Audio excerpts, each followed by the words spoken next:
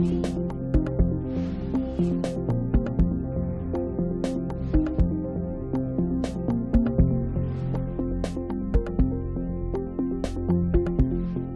actas de las sesiones 50 y 51 se dan por aprobadas por no haber sido objeto de observaciones. Nuestro secretario de abogado dará lectura a la cuenta.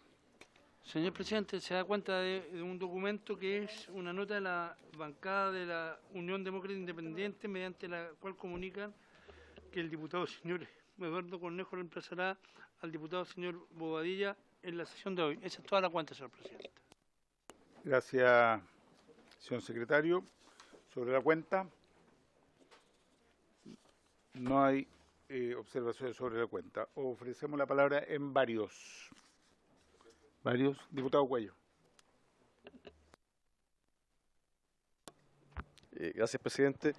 En diciembre de este año ya se cumple un año desde el incendio, mega incendio en Viña del Mar, en Forestal.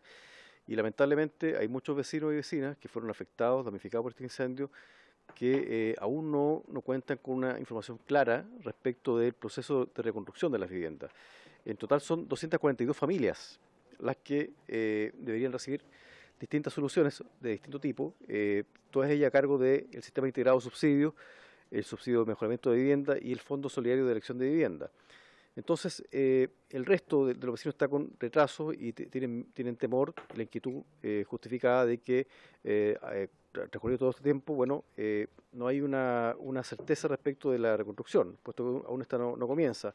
Y, por ejemplo, sobre las viviendas industrializadas, solamente se ha construido una vivienda, y respecto de una sola, y respecto de las viviendas de autoconstrucción asistida, con todos los documentos en regla, se le ha indicado que recién en marzo comenzarían las obras. Entonces, esto a nosotros nos preocupa, estos retrasos, y por lo tanto quisiéramos pedir que la comisión oficie al Servicio de Vivienda y Urbanismo, en primer lugar, para que se les pueda otorgar un cronograma de la reconstrucción y al mismo tiempo que se efectúe con prontitud una reunión informativa con los damnificados para que se puedan aclarar los plazos, las metas, y también pedimos que se oficie a la subsecretaría de Vivienda para poder, para efecto de tener un espacio con los vecinos y vecinas de Forestal, para que tengan claridad y se pueda hacer una reunión. Eso es, presidente. Muchas gracias. Gracias, diputado Cuello. Usted está solicitando este oficio a Servio. Vamos a enviarlo como comisión. ¿Ah? Sí, Servio y subsecretaría de Vivienda, correcto. Y la reunión informativa. Procedemos así, entonces, secretario. Proclame el acuerdo, por favor. Sí, ¿hay acuerdo para el oficio? De acuerdo. A nuestro secretario le gusta. Está muy bien. En varios seguimos. Sé que nuestro diputado Ulloa, ahí viene, tenía también un varios. Estamos viendo varios diputados Ulloa, así que le damos la palabra antes que la pida. Presidente, muy gentil. Solicito poder invitar para la próxima sesión del miércoles 25 de octubre a don Mauro González Cangas, docente de la Universidad Austral de Chile, a fin de que pueda dar sus apreciaciones sobre el proyecto que regula la prevención de incendios forestales y rurales y otra materia que indica, correspondiente al boletín 16335-14, que tiene urgencia calificada de suma. Eso es, presidente. Gracias, diputado Ulloa. Ese es el de mensaje, ¿no es cierto? Sí, estamos hablando. Perfecto, tomamos nota, vamos a ver la lista de invitados, pero vamos a incorporarlo de todas maneras, viendo cuál es el orden para tenerlos acá. Seguimos en varios, diputadas, diputados. No hay más palabras en varios pedidas. Esta sesión tiene por objeto continuar, en primer lugar, con la discusión del proyecto de ley iniciado en mensaje, que regula la prevención de incendios forestales y rurales y otras materias que indica. Este es el boletín 16335, justamente, guión 14, que tiene urgencia calificada de suma. Para iniciar la discusión más específica hoy día de este proyecto, tenemos hoy día con nosotros al presidente de la Corporación Chilena de la Madera, Cormal, el señor Juan José Ugarte Garruchuaga. Están por acá. Lo invitamos a sentarse aquí con nosotros en la mesa. Entiendo que le acompaña el gerente de Políticas Públicas, don Andrés Meneses. Lo invitamos, no sé si quieren estar juntos o no, pero ahí el diputado le está ayudando.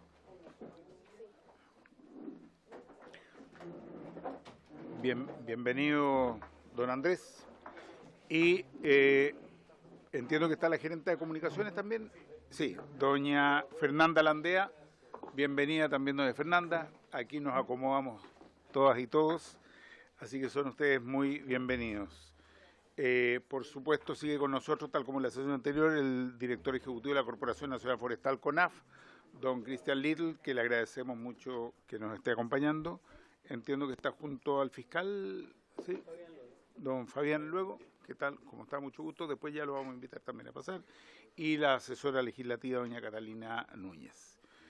Así es que ese es el primer tema que tenemos en tabla. Nos está acompañando, estaba antes, aquí está con nosotros, doña del Ministerio de Agricultura, ¿no es cierto? Doña Paulín Silva, para acompañarnos en este proyecto. Hoy día entiendo que vamos a tener primero una presentación de la Corma sobre este proyecto. Nos interesa mucho conocer la visión que tienen. Y después también el director de CONAF, entiendo, nos va a hacer una presentación. Tienen un PowerPoint, entiendo también.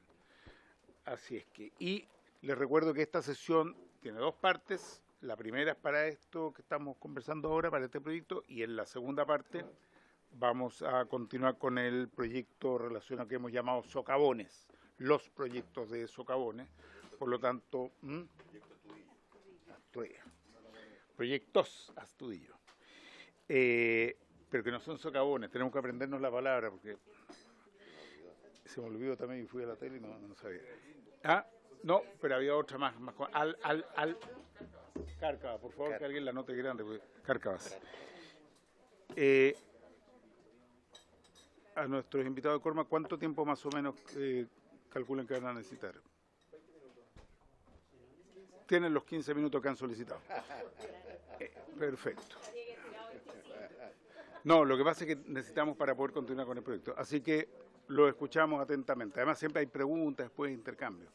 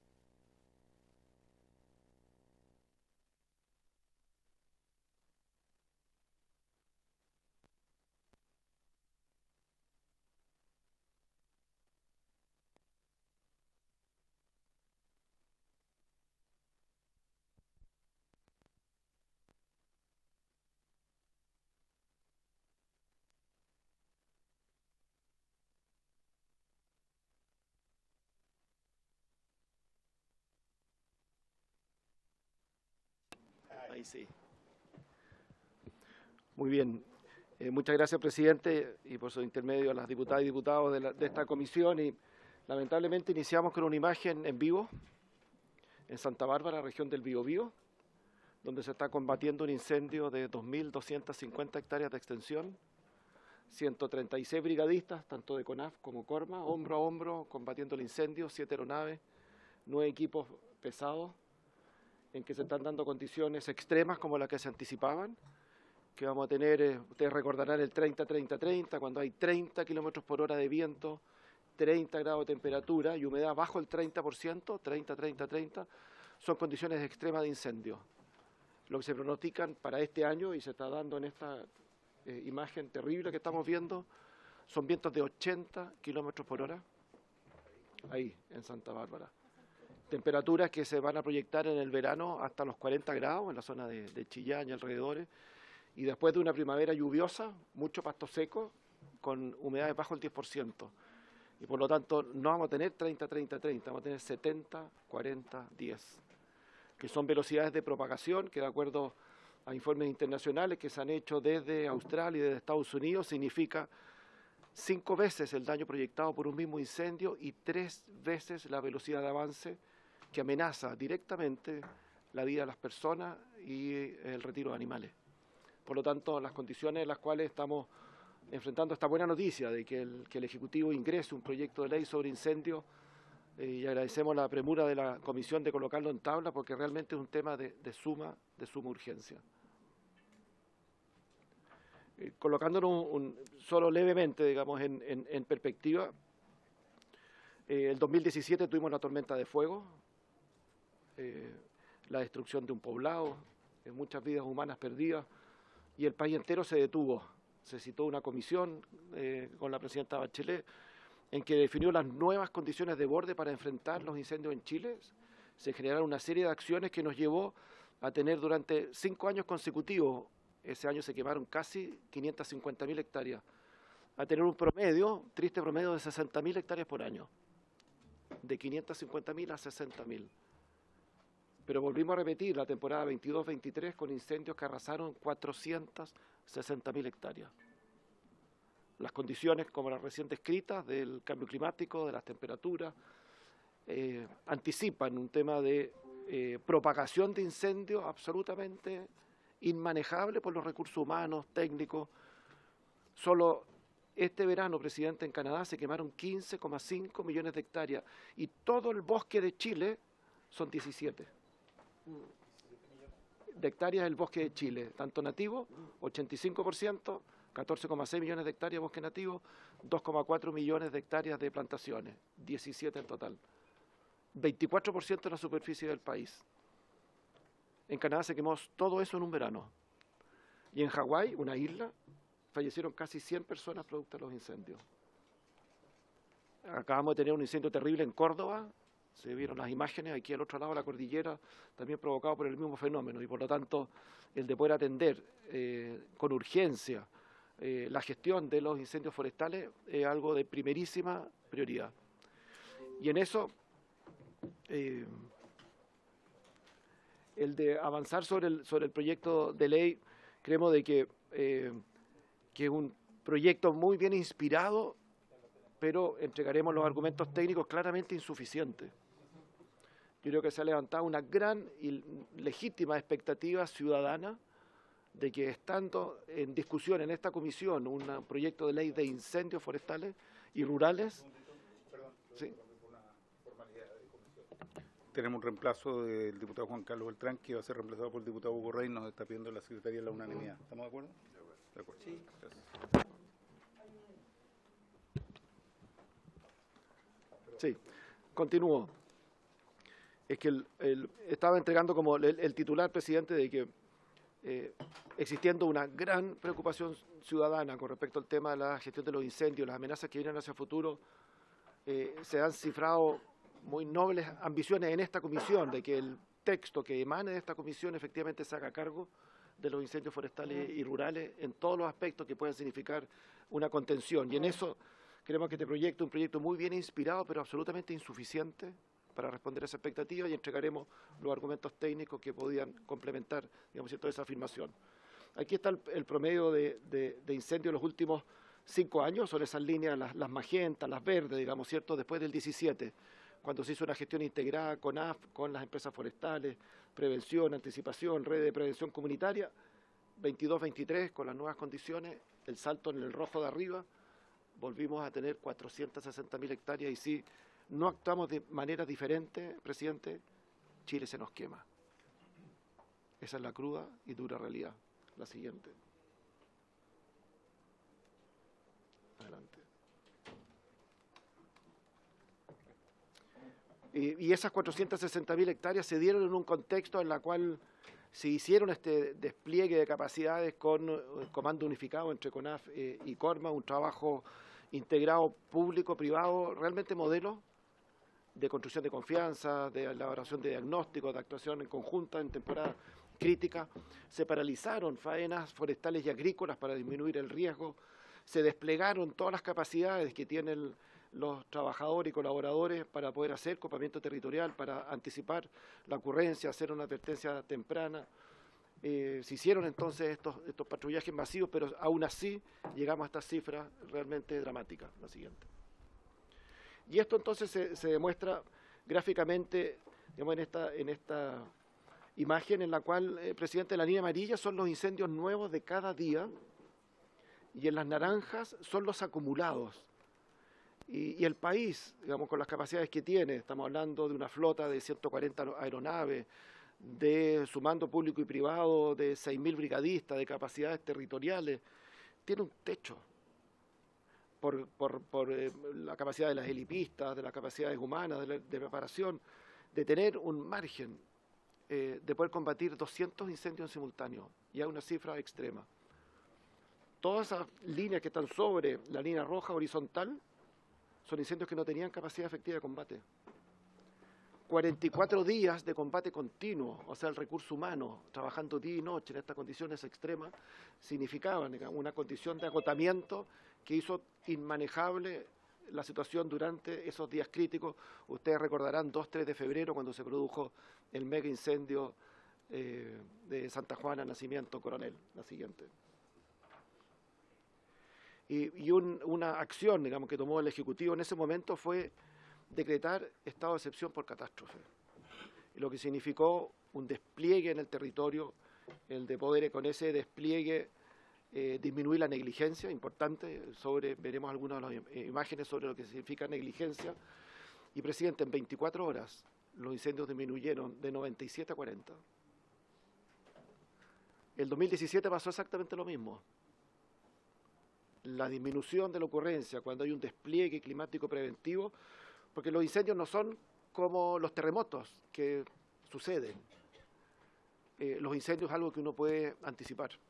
Es como un ciclón, como cuando en Estados Unidos anuncian el clima y la gente se refugia, se abriga en las casas, va a los supermercados, compra agua, porque sabe que viene.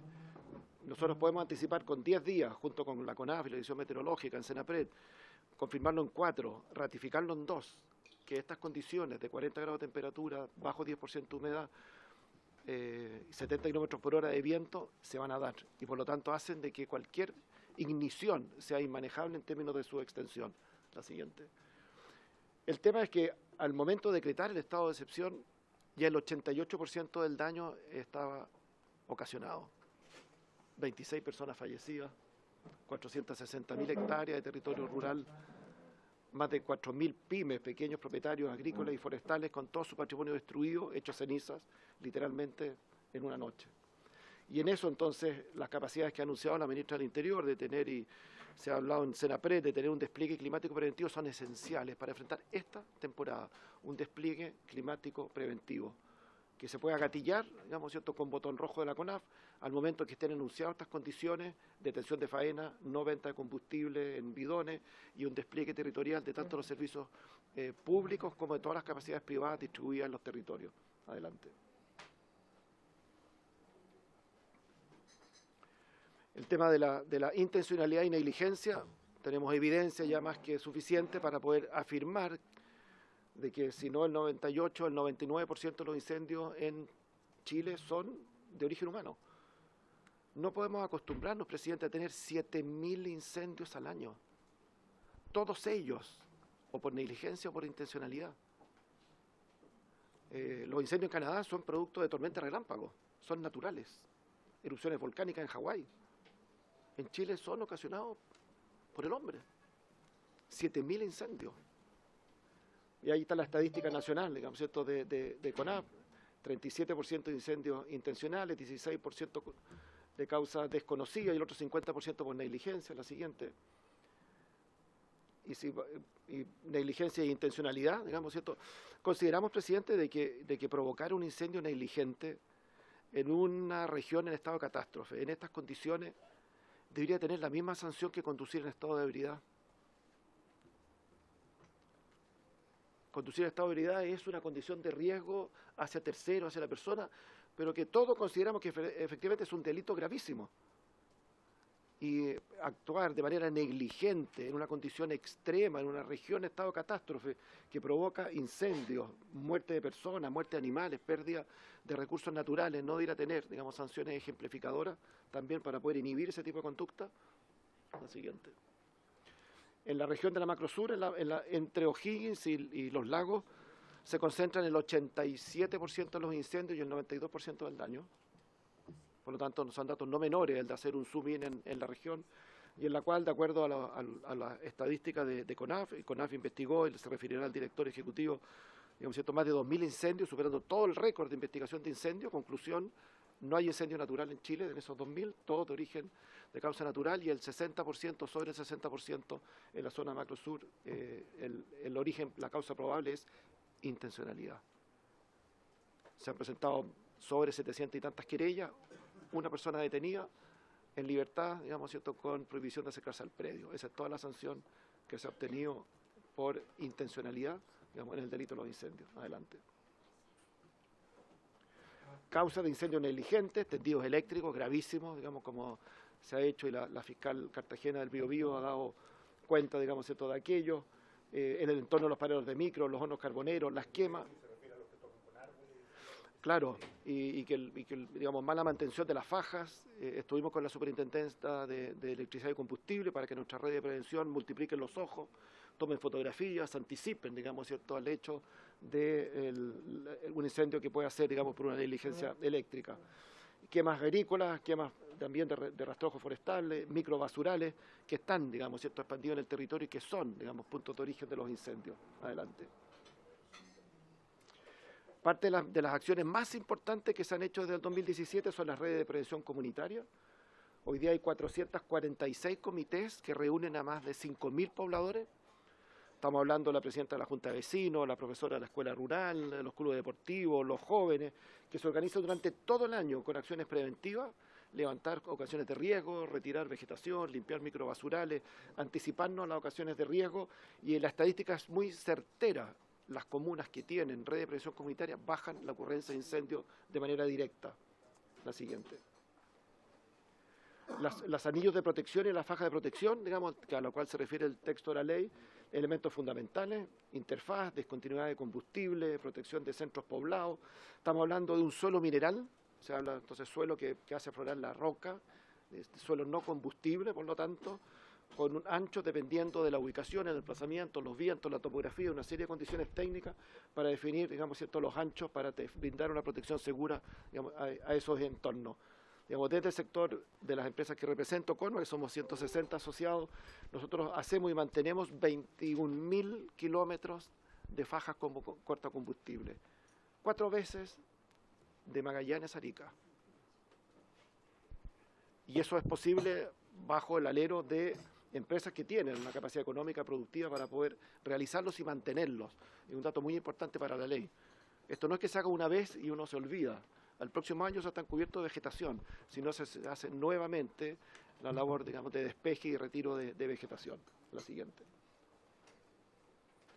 Hemos firmado, y también con participación de CONAF, convenios con bomberos. Bomberos tiene más de 60.000 voluntarios. Y por lo tanto el entrenamiento específico de la interfaz con bomberos, se están haciendo todos esos cursos de instructores de bomberos para que ellos instruyan a sus plantas para hacer un combate más efectivo y una colaboración directa. La siguiente. Hemos suscrito el convenio con la Corporación Nacional Forestal y hecho un lanzamiento conjunto en el marco de Senapred de todas las capacidades unificadas. Esto es la selección nacional, aquí vamos todos con la roja, vamos, ¿cierto?, a combatir, digamos, ¿cierto?, este flagelo. La siguiente. Claro, 3-0 estamos. Minutos, claro. Sí. Vamos a proponer partidos de 40 minutos cada tiempo. Senapred está haciendo una tarea muy efectiva, el de generando un protocolo de la estrategia con acciones, con medición, digamos, con medición de resultados, que esperamos que sea muy efectiva. La siguiente. La inversión del sector privado para esta temporada supera un 33% de la del año anterior. Está hablando de 140 millones de dólares en recursos aéreos, en brigadistas, en los campamentos, en la red de prevención comunitaria, en las labores de prevención silvícola. Y para eso uno de los aprendizajes importantes, de que antes era como el 5, el 7%, hoy día un cuarto del presupuesto, el 24%, es de prevención, particularmente en red de prevención comunitaria. Tenemos ahí, digamos, ¿cierto?, el recurso local, digamos, el interés vital, digamos, ¿cierto?, sobre sus territorios para poder mejorar las acciones de prevención. La siguiente. Y en eso, entonces, entrando de lleno muy brevemente al proyecto de ley. El proyecto de ley lo que hace es crea una serie de instrumentos bien orientados de las zonas de interfaz urbano-rural, una zona de amortiguación, una clasificación de áreas de amenaza, planes de manejo forestal, agroforestería, y perdona que me detenga un minuto en agroforestería, digamos que es evidente que es una herramienta útil, digamos, cierto, de discontinuidad de combustible, pero de acuerdo a un informe que la propia Ministerio de Agricultura realizó, desde Maule, desde O'Higgins a Los Lagos, hay 80.000 hectáreas de suelo de aptitud forestal, que puedan ser transformadas en actividades agrícolas, agropecuarias, 80.000 hectáreas. En esa misma superficie, entre O'Higgins y Los Lagos, estamos hablando de 8,6 millones de hectáreas de bosque. Por lo tanto, estamos hablando del 1% del territorio. Es efectiva, digamos, es un avance, habla de la integralidad del nuevo manejo del bosque, perfecto, y adherimos a esa política, pero para poder dimensionar eso en el contexto de incendios, son 80.000 hectáreas en 8,6 millones de hectáreas de bosque. Porque no solamente las plantaciones, sino que el bosque nativo, por supuesto, las plantaciones agrícolas, digamos, ¿cierto? Y la interfaz urbana también son afectadas por los incendios. Y vemos ausencia en este proyecto de ley en los temas de combate e investigación, y vemos ausencia en los temas de recuperación. Hoy día hay 100.000 hectáreas que estaban ayer en manos de pequeños y medianos propietarios forestales que están con las manos en el pecho, sentando, mirando con tristeza el futuro, pues tienen ninguna capacidad de poder cumplir con lo que mandata la ley, que a partir de la cosecha, el beneficio privado que reciba al cosechar por haber tenido un incentivo, destine parte de esos recursos para reforestar. Y eso de por vida. Ese es el proyecto, el 701, que tiene una serie de efectos, digamos, ¿cierto? Pero la parte virtuosa es que el que recibió este beneficio, ese pequeño forestal que lo recibió, de por vida tiene que reforestar. La primera vez con un incentivo por parte del Estado y de ahí para adelante reciclando el propio flujo comercial que tiene la renovación de esas áreas. Pero si en la noche y la mañana se le hizo cenizas el patrimonio, ¿de qué manera puede? Y la política nació de proteger el suelo, de un suelo que está en proceso de erosión, y por lo tanto volvemos a lo mismo. Se mencionaba el tema de las cárcavas, ¿cierto? Las cárcavas significan los aluviones que se producen en las laderas, en el suelo forestal.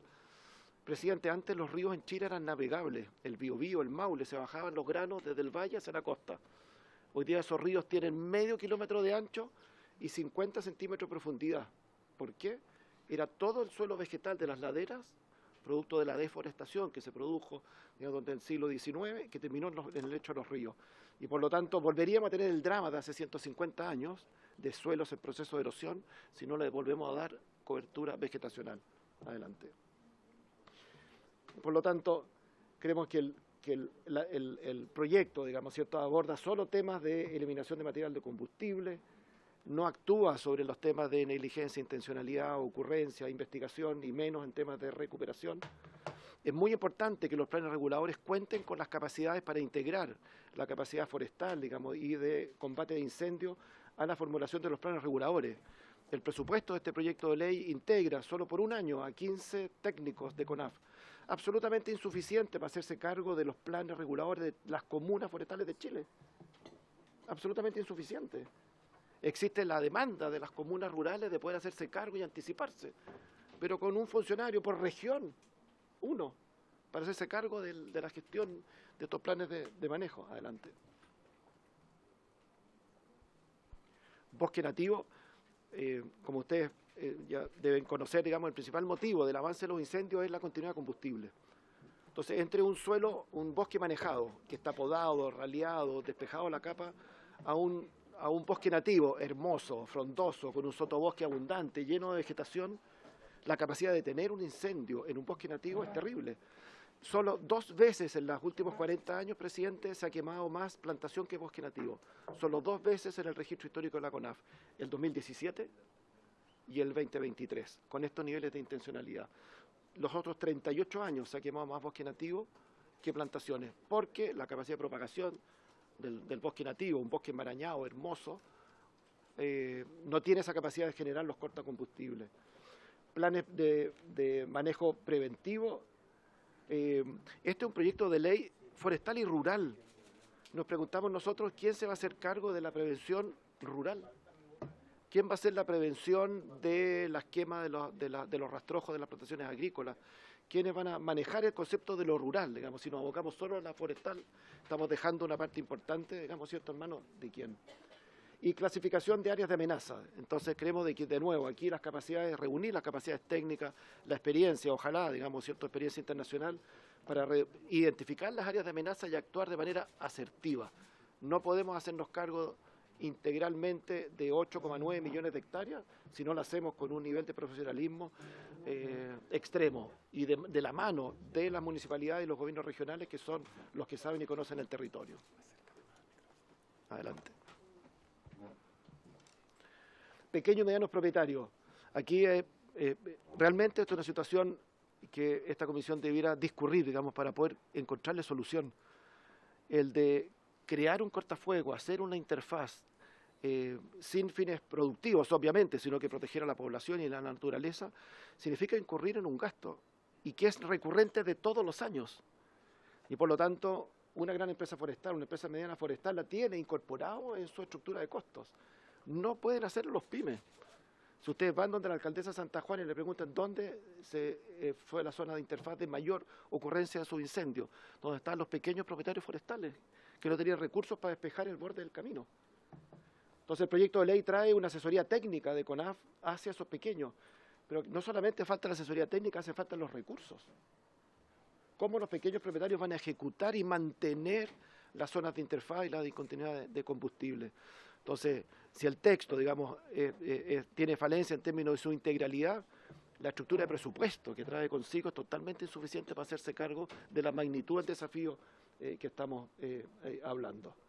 Y después hay dos temas técnicos, digamos, de la fiscalización, digamos, de las multas, que creo que son secundarios al lado de los temas en los cuales hemos hecho ver a las y los honorables.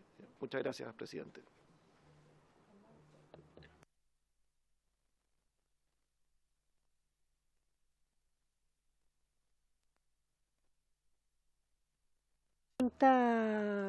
Más bien a la Secretaría, si nos mandaron la presentación al correo de la comisión o al WhatsApp de la comisión para poder tenerla.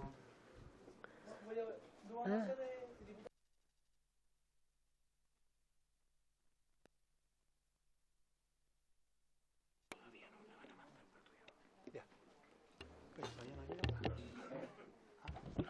Muchas gracias, presidente. Saludar a los invitados.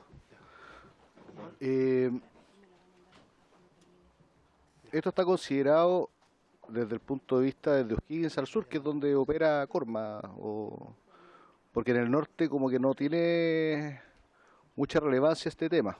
Sin embargo, este es un proyecto que va a ser nacional y por lo tanto va a afectar comunas que no necesariamente se encuentran en la situación de lo que ocurre en las comunas rurales. ¿Cuánto es el presupuesto que ustedes destinan a Prox como Corma, sin considerar los pequeños forestales, porque lo que entiendo no forman parte de esta corporación, ¿o sí? Ya. ¿Cuánto es el presupuesto que se destina, ya, y cuánto es la equivalencia con respecto a lo que se destina por parte de CONAF para el mismo objeto? O sea, me gustaría comparar presupuestos respecto de eso, porque yo revisé el informe financiero y lo encontré, y lo dije en la sesión anterior, lo encontré deficiente. Entonces me gustaría hacer una comparación de presupuesto entre lo que se gastan, o lo que invierten ustedes, mejor dicho, y que incluye también lo que es la prevención dentro de ese presupuesto. Y, presidente, yo quiero aprovechar de que también podamos invitar en la discusión de este proyecto, ¿ya?, a la Asociación de Municipios Rurales, a la Asociación de Municipios de Chile y a la Asociación de las tres organizaciones municipales para que vengan a exponer respecto a este tema. También me gustaría poder invitar a representantes de la Cámara Chilena de la Construcción y algún representante de las pymes nacionales, con APYME, esto para que también expongan, porque todos estos proyectos al final del día tienen consecuencias accesorias respecto a otras actividades que también me gustaría conocer la opinión en relación a este proyecto. Entonces quería pedir que regara el acuerdo sin perjuicio de la pregunta que le hice al presidente. ¿Habría acuerdo, señores diputados? Ok, tomamos. ¿Perdón, diputada? Sí, sí. ¿Es posible invitar al Colegio de Ingenieros Forestales y también a la Mesa Forestal del Maule? Muy bien, así lo haremos. Colegio, ingeniero y mesa. ¿Cómo se llama la última? La Mesa Forestal del Maule. Puedo mandar Sí, perfecto. todos los antecedentes. ¿Lo acordamos, presidente? Sí, por supuesto. Ya. ¿Habría acuerdo? ¿Ya? ¿Por qué no? ¿A dónde no? Que lo faculte, ¿no? No tienes, deberías tenerla. Bien, ¿alguna intervención de algún diputado o diputada? Si no, le entregamos la palabra al director ejecutivo de la Corporación Nacional, don Cristian. Muchas gracias. ¿Se escucha bien? ¿Sí? Muchas gracias, señor presidente, y por su intermedio. Presentarles a Catalina Núñez, asesora legislativa, a quien le quiero pedir por su intermedio, señor presidente, que pueda realizar la presentación que trajimos. Pero antes, referirme a un par de puntos que creo que... Sí. Presidente, es que yo le hice una pregunta al presidente Corma que me gustaría que nos pudiera responder antes de la presentación del director, porque me va a permitir un poco también conocer. Tu director, mil excusas. Hoy día estamos todos con la vino tinto, pero le pido las disculpas respectivas. ¿Ah? Le ofrecemos la palabra, presidente.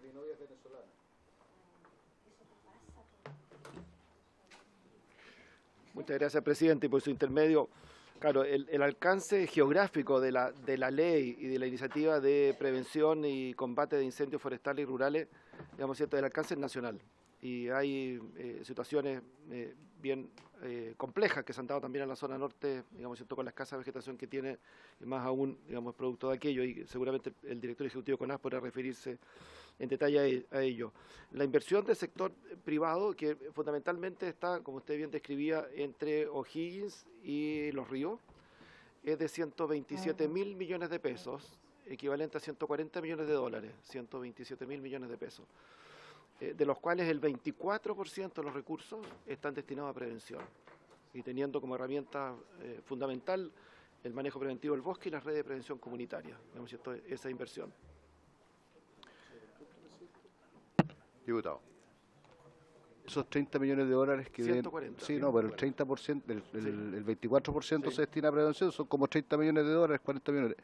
¿Eso cómo lo invierten? ¿A través de la CONAF, a través de los municipios o directamente como organización privada?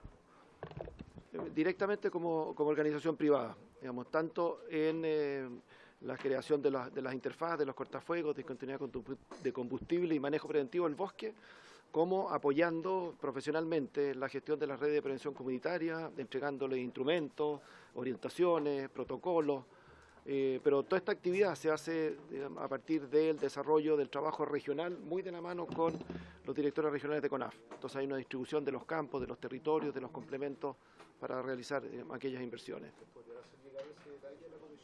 Por su... Okay.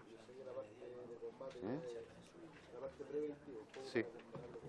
Por favor, yo pediría que nos ordenemos un poco porque no nos estamos escuchando.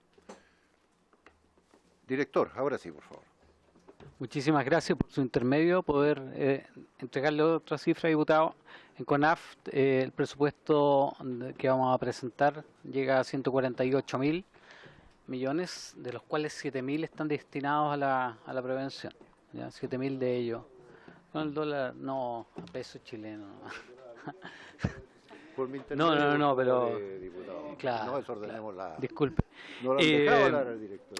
Sí, le vamos a hacer llegar también todo el material relativo a prevención. Sobre todo creo que es importante los planes que se desarrollan a nivel comunal, porque ahí se le entrega a cada municipio, ¿cierto?, un cuadro de recomendaciones y también estos planes que nosotros empezamos a trabajar que tienen que ver con los mapas de riesgo. ¿Ya?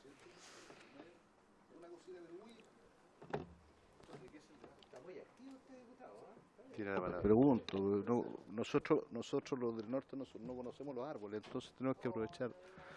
Solo socavones conocemos en el norte. esos 7.000 millones de pesos que se entregan a los municipios, después, ¿cómo se rinden? O sea, 7.000 millones en prevención, de eso se destina una parte al municipio. No, lo ejecuta la CONAF en distintos énfasis.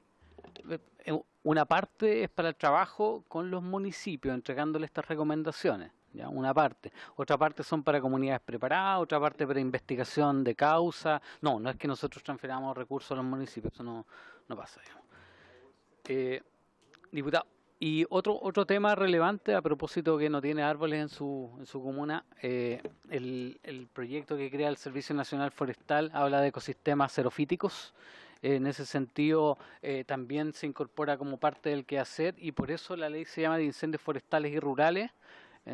La forestal porque ya está en el colectivo, pero no todos los incendios son forestales propiamente tal, sino que también dañan humedales, otro tipo de ecosistemas que van más allá de lo boscoso, sean plantaciones o sean bosques nativos, ¿ya? Y efectivamente la mayor... me gustaría mostrarles un dato técnico antes de comenzar. ¿Puedes ir al mapita? Simplemente el mapita, antes que entremos a la discusión. Porque efectivamente el proyecto que estamos discutiendo es para todo el país. Entonces, en todo el país hay como 4 macroregiones con bioclimas distintos, la zona norte, árida, semiárida, pasamos a una zona que es de transición con ecosistemas que son los mediterráneos, después vienen los ecosistemas templados y los ecosistemas del sur. Hay como 4 macroregiones importantes y de ahí también una diferencia entre lo que ocurre entre la cordillera de la costa y la cordillera de los Andes, también es distinto, tanto en materia de preventiva como de control, ¿ya? Y así se refleja también en la ocurrencia de los incendios y en lo que nosotros podamos identificar como estos puntitos rojos que tienen que ver con zonas de riesgo que se hacen a distintas escalas y luego se transforman en los planes preventivos que se presentan actualmente. Es como estamos operando tanto al Ministerio del Interior, Senapred, ahí se despliegan recursos, pero evidentemente cuando estamos legislando en esta ley estamos pensando en todo Chile y cuando pensamos en la zona de interfaz urbano rural o la zona de amortiguación estamos pensando para todo Chile, no solamente para un área donde se concentran los incendios. Hemos presentado, esta es nuestra tercera asistencia a esta comisión, hemos dado cuenta de cuál es como el foco del proyecto, la orientación, cuáles son los grandes ejes del proyecto, pero coincidiendo también con Juan José, hay un tema que es 100% antrópico. Los incendios son todos de origen humano, directa o indirectamente, intencional o negligentemente, ¿ya? O accidentalmente. Y en ese sentido lo que estamos trabajando, y por eso pasar esto como un dato, de 2.000 millones a 7.000 millones en materia de prevención, duplicando prácticamente los presupuestos en términos de comunicacionales para ir con una campaña también robusta, potenciando la prevención. Esta es una ley de prevención, no una ley de combate la que estamos revisando. Requiere sin duda un cambio sustancial en relación a cómo el país se relaciona o los usuarios se relacionan con el fuego, y eso es un cambio cultural mayor porque el uso del fuego es una herramienta histórica. Antes se quemaban, digamos, extensas áreas para habilitaciones agrícolas, extensas áreas también para otro tipo de usos, y el fuego se transformó en una herramienta de trabajo para muchos. Y por eso también estamos transformando algunos temas internos en CONAF asociados a la prohibición o a la restricción respecto al uso del fuego como herramienta de quema. El proyecto incorpora la agroforestería y aquí quisiera también hacer una aclaración que el concepto de agroforestería no es tener paños destinados al área agrícola, sino que también que exista una labor silvoagropecuaria donde existe también una labor silvícola, ¿ya? En ese sentido, por ejemplo, poder tener este ecosistema plantaciones, por ejemplo, donde puede haber también uso de ganado como medio de control de biomasa, que finalmente es el que se transforma en las áreas, se transforma en combustible cuando potencialmente hay un incendio. Dicho esto, señor presidente, por su intermedio quisiera pedirle a la asesora que haga la presentación, que va y entra un poco más en detalle en el porqué del proyecto y su relación también con el Servicio Nacional Forestal, que ahí, digamos, ahí conversa con este sistema y también con el Sistema Nacional de Prevención de Riesgo y Desastre y también con el Servicio de Prevención de Desastres. Señor presidente, por su intermedio. Sí, por supuesto. Muchas Pido gracias. disculpas porque me tuve que ausentar, pero tuve que ir al Senado a una votación, son cosas que pasan acá. Votar en una bicameral y volver corriendo. Así que, no, en absoluto, no. Pero hay que hacerlo. Así que sí, le damos la palabra. Al ministro, yo sé que lo recibieron, pero yo aprovecho de saludarlo también, ministro, ¿cómo está? Estamos viendo, por supuesto, ministro, si se quiere sentar con nosotros acá. Está muy bien ahí. Vamos a completar la presentación del proyecto que estamos viendo, el de incendios, y después vamos a ver el proyecto de, ministro, está en el Senado, usted conoce cómo es eso. Después vamos a ver el proyecto de lo que hemos llamado socavones, y ahí vamos a escuchar al ministro, así que continuemos, por favor, con su presentación. Muchas gracias, presidente. Me presento, mi nombre es Catalina Núñez y les voy a presentar, así como bien señaló el director ejecutivo de CONAF, una breve presentación en virtud del tiempo respecto del contexto un poco en el que se enmarca este proyecto de ley, pero antes sí me gustaría puntualizar en dos cosas, y es que ya hay regulación a propósito de la intencionalidad asociada a la ocurrencia de incendios que dice en relación, y solo para dar un marco genérico, desde la rosa por uso indebido de rosa, cuasi delito de incendio e incendio doloso, es que las penas van desde 3 años y un día a 5 años, y por incendio doloso una pena de 5 años y un día hasta 20 años. Y en ese sentido CONAF no tiene competencias penales ni persecutorias, entonces por eso tampoco no podemos integrar ni incorporar medidas a propósito de ese factor. Y para continuar con la presentación, es que es importante entender cuál es la relación de este proyecto de ley con el proyecto de ley que crea el Servicio Nacional Forestal y por qué es importante contar con un Servicio Nacional Forestal. Acá, para ser bien concreta, tenemos un problema constitucional y de naturaleza jurídica que actualmente tiene CONAF.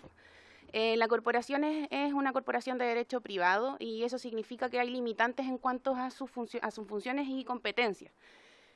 Principalmente, y una de las funciones que nos complica a nivel de corporación es que no somos un servicio público, y en ese sentido el Tribunal Constitucional lo ha señalado y ha sido enfático. A propósito y en el contexto de la tramitación de la actual ley de bosque nativo, en donde se le entregan nuevas atribuciones y funciones a CONAF, el Tribunal Constitucional señala que no es oportuno entregar nuevas funciones porque podríamos tener problemas de constitucionalidad. En este sentido, es que desde esa fecha hasta ahora a CONAF se le han dado nuevas funciones y atribuciones, pero en el marco de las que ya tiene. Es decir, se desarrollan algunas, pero no se profundizan en mayor medida. Asimismo, el dictamen de Contraloría, a propósito y en el contexto del presupuesto de CONAF, es que señala que, claro, CONAF se enmarca dentro de las normas a propósito del derecho administrativo que regulan a los servicios públicos, pero en ningún momento señala que es un servicio público, y eso genera un problema importante. Es decir, CONAF en este momento no puede tener nuevas atribuciones, y eso genera limitantes importantes a la hora de hablar, por ejemplo, del uso del fuego y del control y el manejo del mismo. Y en este sentido es que cuando se trabajan en las indicaciones del proyecto de ley que crea el CERNAFOR en relación con el SENAPRED, es que identificamos varias cuestiones asociadas al funcionamiento y a la integración de CONAF dentro del Sistema Nacional de Prevención y Respuesta ante Desastres y de coordinación con el mismo SENAPRED. En este sentido, aquí podemos ver más o menos cómo funciona el SINAPRED, que es un conjunto de entidades públicas y privadas con competencias relacionadas con las fases del ciclo del riesgo de desastre, que integra comités de gestión de riesgo de desastre, instrumentos de gestión de riesgo de desastre y miembros dentro del sistema. En este sistema CONAF lo que hace es ser parte del sistema de alerta temprana y monitorea las amenazas, en específico sobre incendios. Y también declara esta alerta de amenazas, se la informa al SENAPRED al SINAPRED, y con su nivel de cobertura y comunica en la forma oportuna y suficiente al servicio para que se le haga un tratamiento coordinado entre los miembros del sistema. En este punto es importante considerar que SENAPRED le propone al Comité Nacional de SINAPRED un Plan Nacional de Reducción de Riesgos de Desastres, y en este plan nacional hay varios servicios que están llamados a colaborar y a cooperar en ciertos cumplimientos de lineamientos que tienen que ver con política de reducción de riesgo de desastres. Acá hay varios instrumentos que dicen relación con la gestión del riesgo de desastres, y para avanzar en la presentación tenemos que CONAF se integra dentro del sistema de alerta temprana y también elabora mapas de amenaza.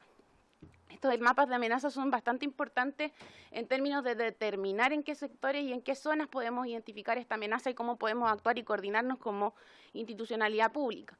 En este sentido, CONAF levanta estos mapas de amenaza que sirven de insumo para los mapas de riesgo que elabora el SENAPRED. Y también están los planes sectoriales, pero estos planes sectoriales dicen relación con aquellos órganos que están llamados dentro de la política nacional, a elaborar planes sectoriales que son para definir principalmente capacidad de respuesta ante el riesgo de desastre, no para planificar ni coordinar precisamente cómo funcionan a la interna o dar más posibilidades de delineamiento y acciones. Es que en este contexto, y a propósito de los instrumentos de gestión de riesgos de desastre, en un trabajo en conjunto con SENAPRED y el Ministerio Interior, se crea el Plan Nacional de Reducción de Riesgos de Incendios Forestales y Rurales, que está integrado dentro del proyecto de ley que crea el SERNAFOR. Y en este sentido, este plan es bastante importante porque es obligatorio y vinculante para todos los miembros del sistema. Esto es una gran novedad porque en la historia de CONAF hay bastantes herramientas que se han vuelto vinculantes, pero con el tiempo. Y a propósito de la ocurrencia de desastres que nos afectan como país. Y en este sentido se incorpora este nuevo instrumento en SERNAFOR, que es el mismo servicio, el SERNAFOR, quien lo elabora, quien lo propone al SENAPRED, y el SENAPRED se lo propone en lo sucesivo al Comité Nacional. Y es quien lo aprueba, se vuelve vinculante y es como un paraguas para todos los miembros del servicio, que vendría a ser sector público y sector privado. Acá hay un resumen de un poco de lo que es el Plan Nacional de Reducción de Riesgos de Desastres, lo podrán ver en la presentación, y lo importante también es que el proyecto de ley que crea el SERNAFOR incluye dos conceptos que acá en este proyecto de ley se desarrollan en profundidad, que son la zona de interfaz urbano-rural-forestal y la zona de amortiguación forestal. Ahora, este es el contexto de la relación con el SENAPRED, pero por otro lado tenemos un marco más bien jurídico, un marco legal, que considera normativa para que le entrega competencias a CONAF en términos de fiscalización de planes de manejo, que incluyen medidas de prevención de incendios. A propósito de los planes de manejo, es que tenemos que tener en consideración que existen dos normativas vigentes, que son el Decreto Ley 701 y la Ley de Bosque Nativo. Ambos cuerpos legales consideran para aquellos regulados que son parte de esta normativa la presentación de planes de manejo. Pero hay una particularidad y un antecedente que hay que tener en consideración. Y es que las medidas de prevención que se exigen actualmente en los planes de manejo son bastante nuevas.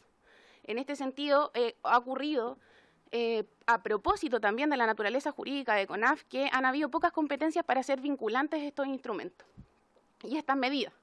En este sentido, tenemos como antecedente que el Decreto de Ley 701 establece en su reglamento que los regulados deberán presentar planes de manejo que incluyan medidas de protección contra incendios. No se especifica qué tipo de medidas. A propósito de esto, la Corporación interpreta que estos planes deben considerar medidas de prevención. Y esto avanza luego en el contexto de Política Forestal 2015-2035 y se crea el protocolo de plantaciones, pero que es voluntario. Este protocolo de plantaciones, la verdad es que tiene muy buenos criterios técnicos, pero fue voluntario por bastante tiempo. Y a propósito de la tormenta de fuego en 2017 y el informe de Contraloría asociado a la tormenta de fuego, se solicitan que CONAF cuente con instrumentos para prevenir incendios en la temporada del 2018, que fuesen vinculantes. A propósito de esta solicitud y la investigación de la Contraloría, en 2018 CONAF oficializa la pauta de prescripciones técnicas y a propósito de esta pauta de prescripciones técnicas, que la última actualización es del 2022, se toma esta pauta de prescripciones técnicas como punto de referencia y por supuesto, de lineamientos técnicos para un poco tirar trazos y lineamientos de lo que es este proyecto de ley. Y como antecedente también tenemos la ley de bosque nativo, en donde un poco se aplica la misma lógica. Pero a propósito de estos planes de manejo que se presentan, en ambos casos, en la ley de bosque nativo y en el decreto ley 701, tenemos un problema en términos de competencia, que estos planes de manejo van a ser exigibles y por tanto fiscalizables solo en la medida que medía una acción de corta, ya sea de la plantación o del bosque nativo. Aquel bosque nativo o plantación que no esté sujeto a una acción de corta no presenta planes de manejo y tampoco lo puede fiscalizar CONAF. Y en este sentido es súper difícil pensar que si CONAF mantiene su naturaleza jurídica, podríamos extender la competencia más allá de la acción de corta y por tanto la presentación de planes de manejo con medidas de prevención. Este es el marco jurídico que actualmente tiene CONAF, no hay más herramientas. Está el reglamento de Rosa de Fuego, en donde se solicitan permisos para utilizar el fuego de manera controlada, pero esas son las medidas que existen hasta la fecha y esto ha generado un problema en términos de competencia y de extender la prevención. Es por ello que el proyecto de ley considera nuevas herramientas dentro de la legislación actual en base a lo que ya existe un poco. Este proyecto de ley fue trabajado y revisado de manera extensa y bastante profunda con distintos ministerios, incluyendo el Ministerio de Vivienda y Urbanismo, también Hacienda e Interior, y se llegó a la conclusión de que necesariamente había que instalar nuevas herramientas y específicamente también se dio énfasis en la SIURF, que vendría a ser la zona de interfaz urbano-rural-forestal. Pero previo a esto, y también acá refiriéndonos un poco a un punto que señalaba recién Corma, es que, claro, pareciera ser que el servicio va a determinar la amenaza o el riesgo de manera un poco azarosa, pero esto no es así. El riesgo actualmente, CONAF, y a propósito de esta pauta de prescripción técnica, se trabaja de manera técnica y con distintos elementos que se consideran a cada vez que se toman en consideración y elementos para la elaboración de los mapas de amenaza, que como les digo, sirven de insumo para los mapas de riesgo del SENAPRED. Y en este sentido, solo para... Queda súper poquito. Sí. Y en este sentido, solo para darles un mapeo general, ponemos cuáles son los elementos que se consideran en CONAF hoy día y que se toman como base, por supuesto, para la elaboración de los instrumentos que considera este proyecto de ley, para determinar el riesgo y también para considerar la amenaza. Por ejemplo, el riesgo de incendios forestales y rurales se determina según la amenaza y la vulnerabilidad. También se ha hablado de exposición, ese otro elemento. Y la amenaza se determina según el peligro estadístico, el peligro estructural y los elementos de amenaza. Es decir, esta clasificación en ningún momento y por supuesto que de manera muy responsable se hace en base a consideraciones técnicas que a nivel internacional y nacional las trabajan ingenieros forestales con muchos años de experiencia. Bueno, acá como recién explicaba el director, acá está el mapa que actualmente se trabaja en CONAF y en base a esto también se elaboran protocolos de acción y se coordina con los distintos servicios. Y bueno, a propósito de estas nuevas herramientas, tenemos que la zona de interfaz urbano-rural-forestal, claro, por supuesto que nosotros en prevención tomamos en consideración los porcentajes y los números, pero solo para darles un mapeo general y un escenario, las zonas de interfaz urbano-rural-forestal significan aproximadamente un 5% del territorio nacional, un 80% de la población y un 60% de los lugares que se ven afectados por incendios. Y esto es un número bastante importante, considerando que este proyecto también está enfocado en proteger la seguridad, los bienes y, por supuesto, la vida de las personas.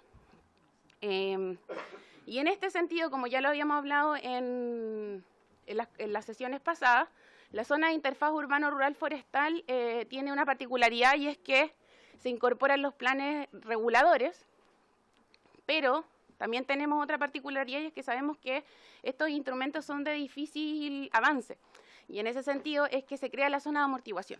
Y esta zona de amortiguación tiene una virtud, y es que esta zona de amortiguación la va a declarar el servicio. Es decir, mientras todavía no se actualicen los planes reguladores, tenemos cómo proteger a las comunidades que están cercanas a estas zonas que tienen masa boscosa y que por supuesto aumentan el riesgo y la probabilidad de ocurrencia de incendio. Si en virtud del tiempo, presidente, podemos dejar y seguir profundizando en el proyecto de ley en las sesiones sucesivas. Muy bien, muchas gracias. Sí, yo creo que va a ser muy importante. Ustedes nos van a acompañar durante toda la tramitación de este proyecto, entiendo, así que podemos ir avanzando en la presentación efectivamente en la medida que vayamos ya profundizando en el articulado probablemente tal. Así que me parece muy bien, pero vamos a dar, sí, voy a abrir primero la palabra a ver si algún diputado o diputada tiene alguna consulta o comentario sobre lo que se ha puesto hasta acá. Señor director, sí, ya le voy a dar la palabra. Sí, solamente para cerrar y complementar con la presentación que se expuso previamente, pienso que la incorporación de estos conceptos asociados a la zona de la interfaz, la amortiguación y darle competencia a un servicio para que, y también a los municipios, por cierto, y que no hemos visto la parte de regulación, la otra parte del proyecto, hacen que sea un proyecto relativamente simple, no entra en mayor profundidad, tal como lo habíamos expuesto, pero sí es un proyecto complejo por lo otro, ¿no? Por lo orgánico, cómo se van complementando tanto la labor del servicio como las otras regulaciones asociadas a la ley de bosque nativo, el 701 u otra legislación que finalmente regula o trata de hacer alguna acción en relación a cómo observamos el manejo de los territorios. Eso básicamente yo les había ofrecido la posibilidad, este es solamente un ejemplo, digamos, había ofrecido la posibilidad de que vean ustedes en forma técnica un poquito más en detalle qué es lo que se hace en cada uno de estos planes, cómo se determina, porque finalmente ahí está la definición, hay una técnica detrás que son las limitaciones de juicio que vimos, por ejemplo, en la discusión del proyecto anterior. Eso básicamente, señor presidente, muchas gracias. Muchas gracias, señor director. Sí, me ha pedido la palabra de Corma, por favor. Gracias, presidente. Bueno, solamente algunos matices o algunas puntualizaciones con respecto a lo que acaba de exponer la CONAF, por su intermedio, presidente, por lo que señalaba la asesora del director nacional.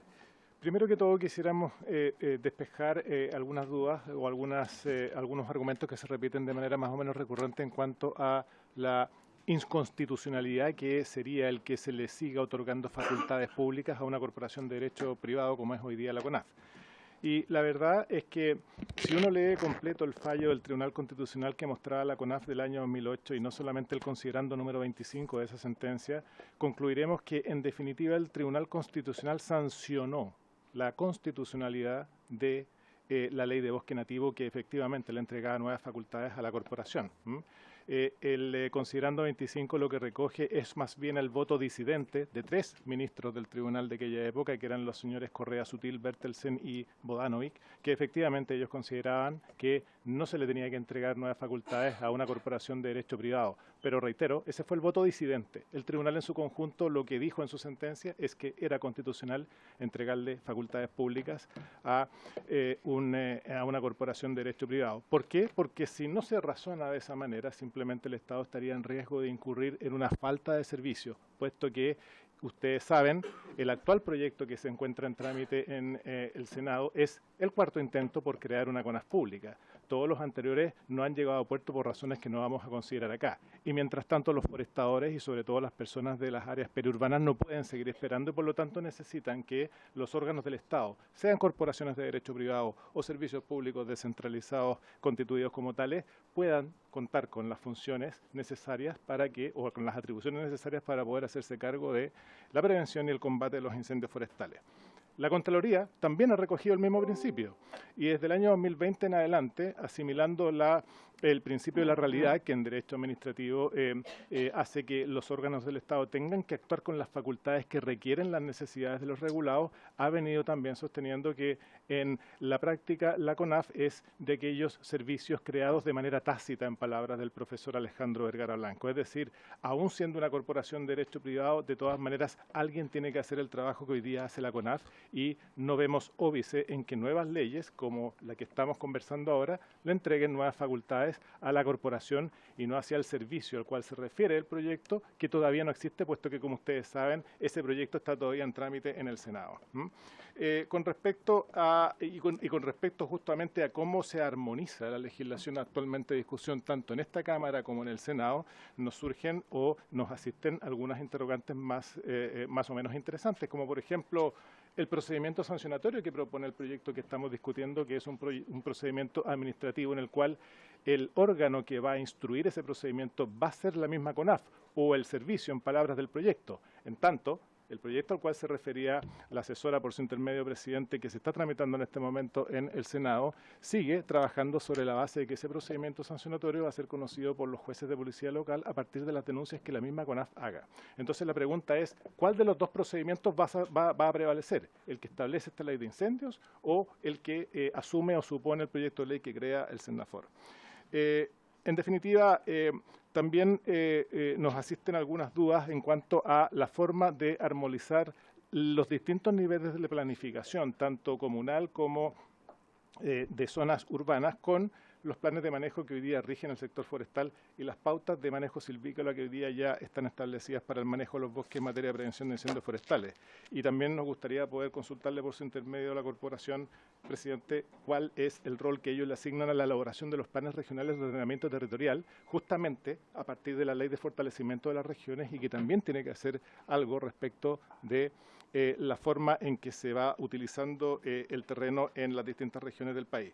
Y finalmente, bueno, una pregunta que seguramente se ha hecho ya, pero que también nosotros tenemos que repetir como Corma, y es cuáles son los costos de establecer estas medidas de mitigación en las zonas de interfaz urbana, dado que efectivamente, como alguno de sus colegas, presidente, manifestó en el proyecto que se discutía justo antes que esas medidas tienen también un costo y muchas veces esos costos van a tener que ser soportados no solamente por grandes empresas, sino que por pequeños propietarios forestales que se encuentran en las inmediaciones de los centros poblados.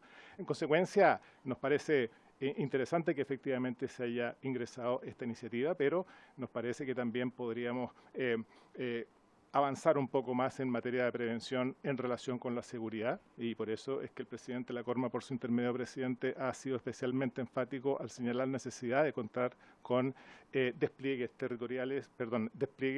climáticos preventivos, puesto que los incendios, como ustedes saben, tienen memoria. Los incendios siempre comienzan en los mismos puntos y se propagan por las mismas zonas, básicamente porque la topografía y los vientos siguen siendo más o menos los mismos. Y en consecuencia, si nosotros hiciéramos ese despliegue, podríamos llegar a ocupar o controlar aquellas rutas que sirven de acceso a los puntos donde sabemos siempre empiezan los incendios forestales. Muchas gracias, presidente. Muchas gracias por sus precisiones.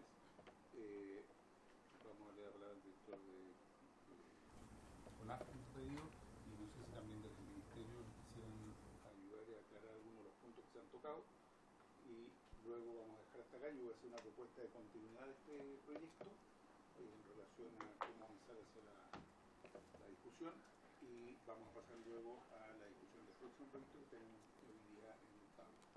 Señor director. Sí. Estaba prendido. Muchas gracias, señor presidente, y por su intermedio únicamente me voy a referir a un punto que se ha señalado como una discrepancia de evaluación, que tiene que ver con el fallo del Tribunal Constitucional, y en ese sentido voy a hablar como director ejecutivo. Si estamos presentando esto como como una brecha a superar, no solamente para la tramitación de este proyecto, sino que para una nueva ley de fomento, una serie de atribuciones, porque se ha hecho un análisis profundo jurídico, que se ha consultado a Fiscalía, también se ha revisado esto, digamos, para que no quede la sensación de que lo presentado es incorrecto, ¿ya? A juicio del Ejecutivo, y también como director ejecutivo le puedo señalar que, digamos, nosotros eso observamos que es una limitante, y lo pueden preguntar también en la misma tramitación de proyectos anteriores, en la misma tramitación de otras leyes, justamente que quedan topadas por la naturaleza jurídica de la corporación. Eso también está en la historia de las leyes, así que se puede revisar. Y como director también me puedo referir a que estas nuevas atribuciones entregadas por este proyecto de ley vienen a superar algunas barreras que actualmente tiene la CONAF, si eso es una realidad. O sea, por ejemplo, si observamos que hay una necesidad de una poda, por ejemplo, al lado de ¿ya? Y se recomienda dentro del plan de regulación, hay una actividad silvícola orientada a reducción de biomasa para. No hay potestad, digamos, ¿ya? Tampoco hay potestad fiscalizadora si es que no se contacta al propietario. Tampoco hay potestad para pedir que los planes de manejo, que son previos al año 2017, después que se firmara el protocolo de plantaciones, y que esta ley, tal como lo habíamos dicho, hace vinculante una serie de prescripciones técnicas a los planes de manejo también antiguos, previo al 2017, eso tampoco está, digamos, no es facultad. Este es un acto voluntario que nos gustaría, por cierto, a través de este proyecto corregir, justamente para la prevención, no para otro tema. Eso, señor presidente. Muchas gracias. Muchas gracias, señor director. No sé si quiere intervenir o siempre tiene la posibilidad. Adelante. Gracias, señor presidente, por su intermedio. Saludar a los diputados y diputadas. Hacer un punto con relación a lo que se señaló en esta mesa, con relación a la necesidad de que se construya un nuevo servicio público, más que nada para ahondar en ese aspecto y también despejar algunas dudas que se puedan suscitar al respecto. Han habido situaciones quizás específicas o particulares, pero que sumadas, no sé si se entiende, sumadas sistemáticamente hacen plausible o hacen patente esta necesidad. Así, por ejemplo, no solamente el hecho del considerando del Tribunal Constitucional que se pronuncia sobre este aspecto, el hecho de la realidad es que tampoco se le ha dado más facultades a CONAF precisamente por esta situación de incertidumbre jurídica, y es así de fuerte, ¿ya? Y también, por ejemplo, y a pesar de lo que señala, digamos, Corma, ha sido también el sector forestal que ha enfrentado varios litigios con la corporación cuando se le ha intentado hacer exigir las prescripciones sobre los protocolos de plantaciones. Precisamente planteando la falta de esta exigibilidad o este imperio que debe tener todo servicio público, de modo de poder hacer exigible esas prescripciones. Entonces, más allá, digamos, de si podemos entender que hay o no un pronunciamiento en derecho, sí en la práctica se han generado sistemáticamente este tipo de problemáticas que nos han llevado a estar en procesos de judicialización, en consulta al Tribunal Constitucional, en consultas en Contraloría porque no se están cumpliendo las prescripciones, los planes de manejo. Entonces, quizás esto lo que busca es poner certeza jurídica tanto al servicio mismo, a la corporación, como incluso a los propios regulados, ¿ya? Y eso creemos que es relevante recalcarlo, señor presidente, diputados. Muchas gracias. Sí, diputado Bodía. Brevemente, presidente, y en relación a lo que plantea la asesora del Ministerio de la incertidumbre, yo creo que como país nos estamos acostumbrando a vivir incertidumbre en distintas áreas, y yo creo que eso no le hace bien al país. Y por eso la pregunta es la siguiente al director, presidente. Este proyecto se relaciona con el servicio que se está creando, pero da la impresión de que el trámite del servicio, del proyecto, Es un trámite, yo diría, bastante lento, engorroso, y lo propio puede pasar con este. Entonces la pregunta que yo hago es lo siguiente, presidente. ¿El Ejecutivo tiene pensado ponerle urgencia a la creación del servicio o...? Ya, perfecto. ¿Y a este proyecto también le piensan poner urgencia? ¿Qué plazos se han dado? Los dos están con suma y a juicio nuevamente del Ejecutivo son proyectos relativamente simples que vienen a ordenar la naturaleza orgánica del sector, digamos. Acompañado después de otras modificaciones que vienen asociadas a la ley de bosque nativo y una nueva ley de fomento. Solo un comentario. No, mi intención Diputado tiene la palabra. No es discrepar, o sea, no es polemizar, pero yo no lo veo tan simple, director. Yo creo que esto se puede enredar y yo creo que ahí vamos a tener que hacer nuestros mejores esfuerzos todos, el Ejecutivo y nosotros, para que esta cosa camine. Vamos a darle la palabra al director y después vamos a dar por concluido esta parte de la sesión y escuchar al ministro. Presidente, toda la voluntad que es del Ejecutivo de trabajar y sacar adelante este proyecto porque es de gran interés, las horas que sean, día, noche, ahí están los equipos para trabajar y ahí esperamos también la colaboración de parte de ustedes, pero toda la voluntad de avanzar. Muchas gracias. Le doy medio minuto, por favor, porque estamos cerrando este tema. La mitad de ese tiempo. Por el lado de la Corporación Chilena de la Madera existe exactamente la misma disposición que acaba de manifestar el director de la CONAF Intermedio para colaborar con la asistencia que ustedes requieran para el trámite de este proyecto. Muchas gracias. Excelente. Entonces, considerando que hay buena voluntad de todas y de todos, considerando que hay suma urgencia y urgencia en el otro, considerando que además los diputados y diputadas, me imagino también, estamos interesados en que esto avance, yo quiero proponer lo siguiente.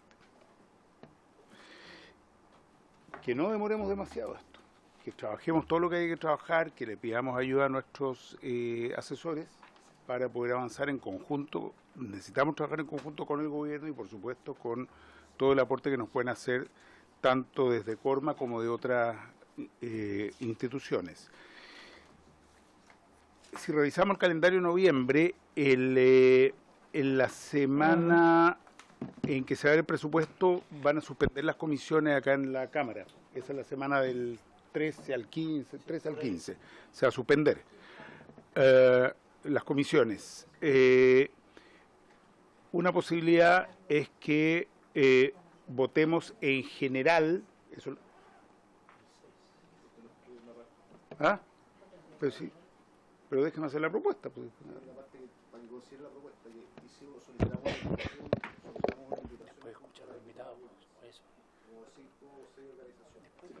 Después de escucharlas, si las vamos a escuchar a todas las organizaciones, pero podemos escucharlas, tenemos la próxima semana, que es la del 25, y miércoles 8. Miércoles 8. ¿Cuántas organizaciones tenemos? No. En la del 1 de noviembre. ¿Ah? Hay como 5 o 6 meses invitados. Que los manden a la Secretaría. Podríamos, no, si tenemos por ahí. Eso implica probablemente 3 semanas, ¿no es cierto? O sea, podemos dejarla el 25, el 8 y después el 22 de noviembre escuchar. Y tal vez ese mismo 22 de noviembre podemos votar en general para avanzar como lo ha pedido el diputado Bobadilla. Y ahí entrar a ver en particular que va a ser la parte más amplia, compleja y profunda de este proyecto, porque ahí vamos a tener que ver también todas las indicaciones. ¿Les parece que en principio busquemos ese calendario? Por supuesto, si hay más invitados en el camino, bueno, vamos ajustando. No vamos a impedir, obviamente, la posibilidad de que quienes tengan que venir a exponer a la comisión lo hagan. Pero en principio, más o menos ese calendario. ¿Les parece? Presidente, pero para precisar, sería... Es que es poco preciso lo que digo, así que no hay mucho que precisar. Entonces no hay claridad para votarlo en general. No. Estamos hablando en términos generales por dónde vamos a navegar. Así que, pero en principio deberíamos tratar de votar el día 22, creo que cabe. 22, bueno, 22, en principio votar en general, si es que alcanzamos a escuchar a quienes necesitamos. Presidente, dos cosas en relación a la propuesta. Sí, ya me queda claro que tiene urgencia. No, yo en principio acojo lo que usted está proponiendo, pero con algo que quede muy claro. O sea, la lista de invitados no queda cerrada, porque podemos sugerir otras alternativas de invitados que hoy día no se han hecho. Diputado Badilla, la lista de invitados no la hemos cerrado, pero no demoremos el tema de los invitados para que tengamos el tiempo de planificar adecuadamente, ¿no es cierto? Entonces, ojalá en los próximos días o semanas hagamos llegar a Secretaría a quienes quisiéramos escuchar acá en la comisión, evidentemente, pero no vamos a cerrar la lista porque todas y todos yo creo que queremos conocer distintas miradas sobre el tema. Me parece que quería...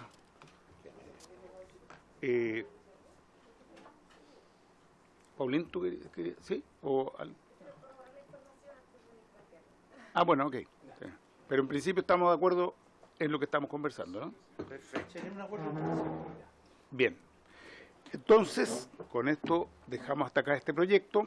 Habíamos quedado a escuchar al ministro, bueno, a las 4, pues elegimos 4:30, nos pasamos un minuto, pero le agradecemos. Por supuesto, todos ustedes están invitados a quedarse y a escuchar al ministro. Vamos a hablar de socavones y vamos a suspender por 2 minutitos.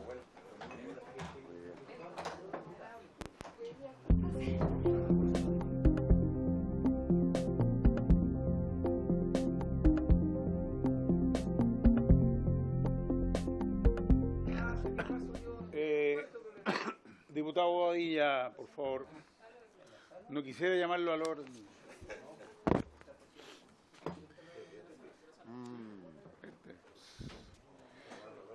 No, imposible. ¿Ah? ¿Había dos? ¿Cuál era el otro? ¿Cuál? ¿Ah? Tenía un gemelo. ¿Gemelo? Ah, gemelo así. Claro que el otro era el bueno, ¿sí? Dudo. Si es gemelo, lo dudo. ¿Podrá haber alguien igual a ti? ¿Otro más? ¿En serio?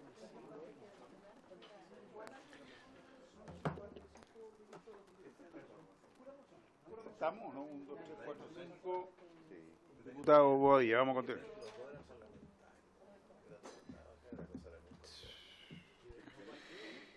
Vamos a continuar con la discusión del proyecto de ley que establece obligaciones y requisitos para la construcción de edificaciones en suelo colapsable, que hemos llamado proyectos socavones. Estos declaran de utilidad pública la protección de la población y de la familia en los casos de viviendas irreparables o inhabitables por efecto de socavón y modifica cuerpos normativos y son los boletines que conocemos, el 16085, 069, 077, 251 y 276.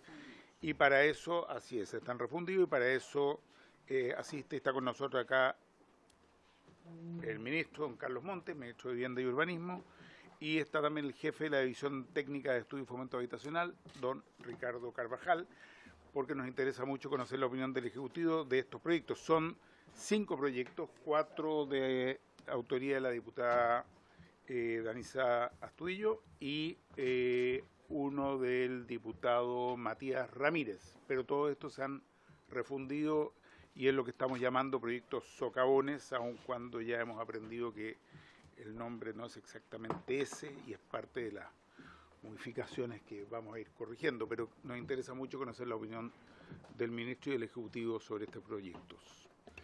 Muchas gracias, presidente, por la posibilidad de estar acá. Quiero partir con una pequeña reflexión sobre el proyecto anterior que estaban viendo, porque a mí me tocó como diputado y después senador muchas horas dedicado a este mismo proyecto de cómo pasar a otra condición jurídica de CONAF. Y solamente decir que creo que es algo demasiado urgente, un país forestal que está en un ciclo de envejecimiento, además de las zonas forestales, estamos en otra etapa. Y uno dice, ¿cómo no lo hemos podido sacar si esto lleva muchos años? Con toda tranquilidad lleva sus 10 años esta discusión, por lo menos.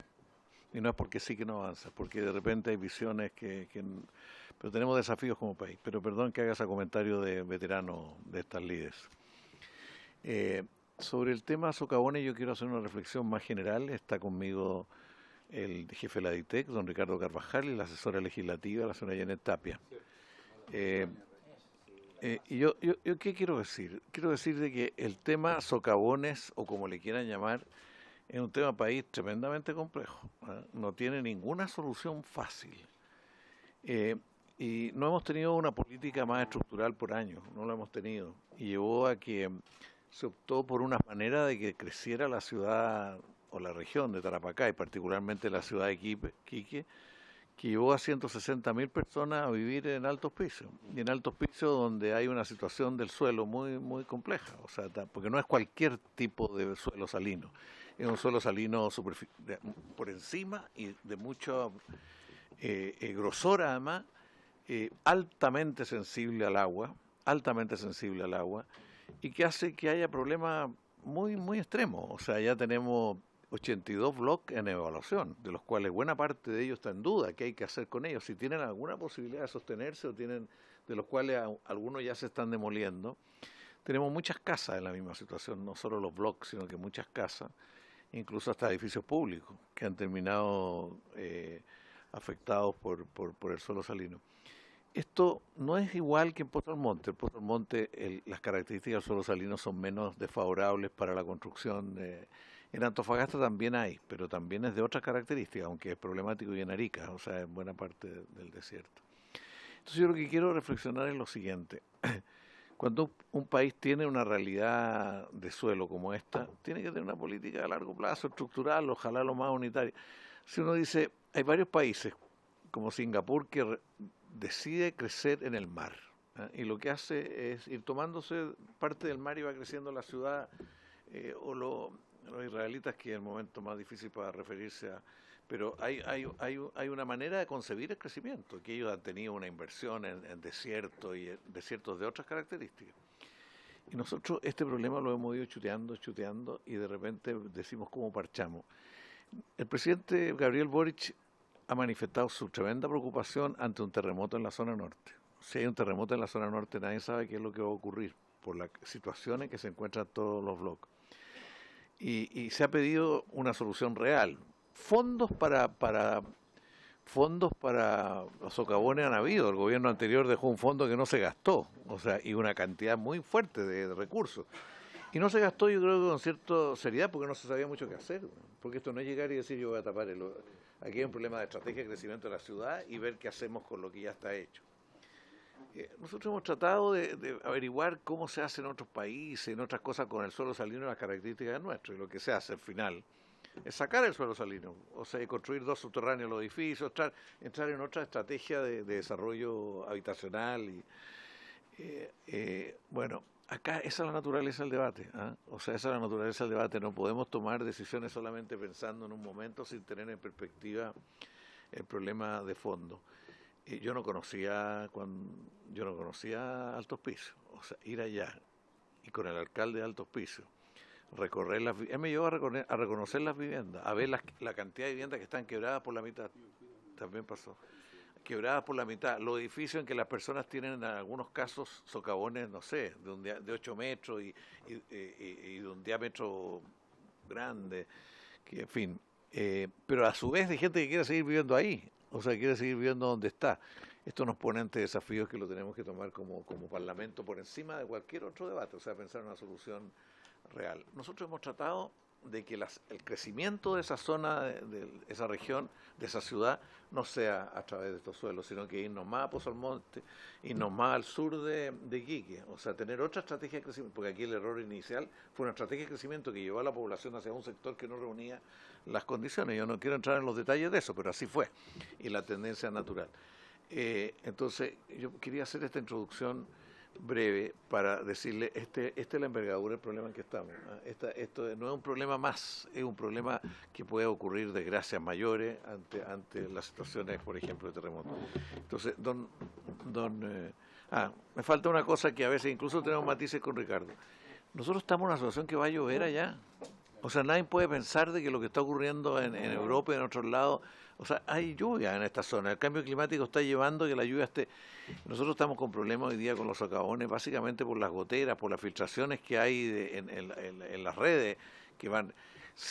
Si tenemos lluvias significativas como las que hay en otros lados, no sabemos qué desgracias pueden ocurrir respecto a toda esta zona, porque el agua se va a llevar y van a provocarse problemas nuevos. Entonces también hay un imperativo de corto plazo, de mediano y largo plazo que nos obliga a asumirlo. Lo primero, yo sugiero tener claro de que no se puede seguir instalando vivienda en zonas con esta característica, con la tecnología que hoy día tenemos y que no sabemos bien cuáles son las alternativas, plenamente. Sabemos que se puede sacar, pero no sabemos plenamente cuáles son las alternativas más de largo plazo, aunque hay bastante idea en otros lados que tenemos que recogerla. Bueno, eso quería decir, presidente, antes de ir al tema con don Ricardo Carvajal.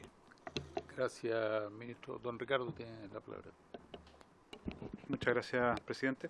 Bueno, yo quiero abordar este tema en dos situaciones. Primero, referirme brevemente a... Él fue Seremi de vivienda en una época en que Tarapacá. varios de los Tarapacá tiene una parte de la respuesta. Gracias, ministro. Voy a referir en dos cosas. Una minuta que preparamos sobre el proyecto de ley. Y después otro de los temas que estamos abordando y donde nos pueden ayudar efectivamente a abordar el problema que tenemos con los socavones. Bueno, en el primero del proyecto de ley se establecen como básicamente 5 puntos. Uno habla sobre las obligaciones y requisitos para la construcción de edificaciones en suelo colapsable. Dentro de esto lo que señalamos básicamente es que eso ya está abordado tanto en la ordenanza como en la ley general, ¿ya? El artículo 1.13 y el artículo 2.14 abordan este tema en general de la calidad de la construcción, ¿ya?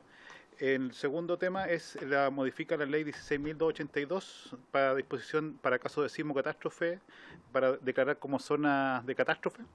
Ahí solo señalar que esa facultad no es del Ministerio de Urbanismo, sino que es del Interior, así que no podríamos pronunciarnos específicamente a ese tema.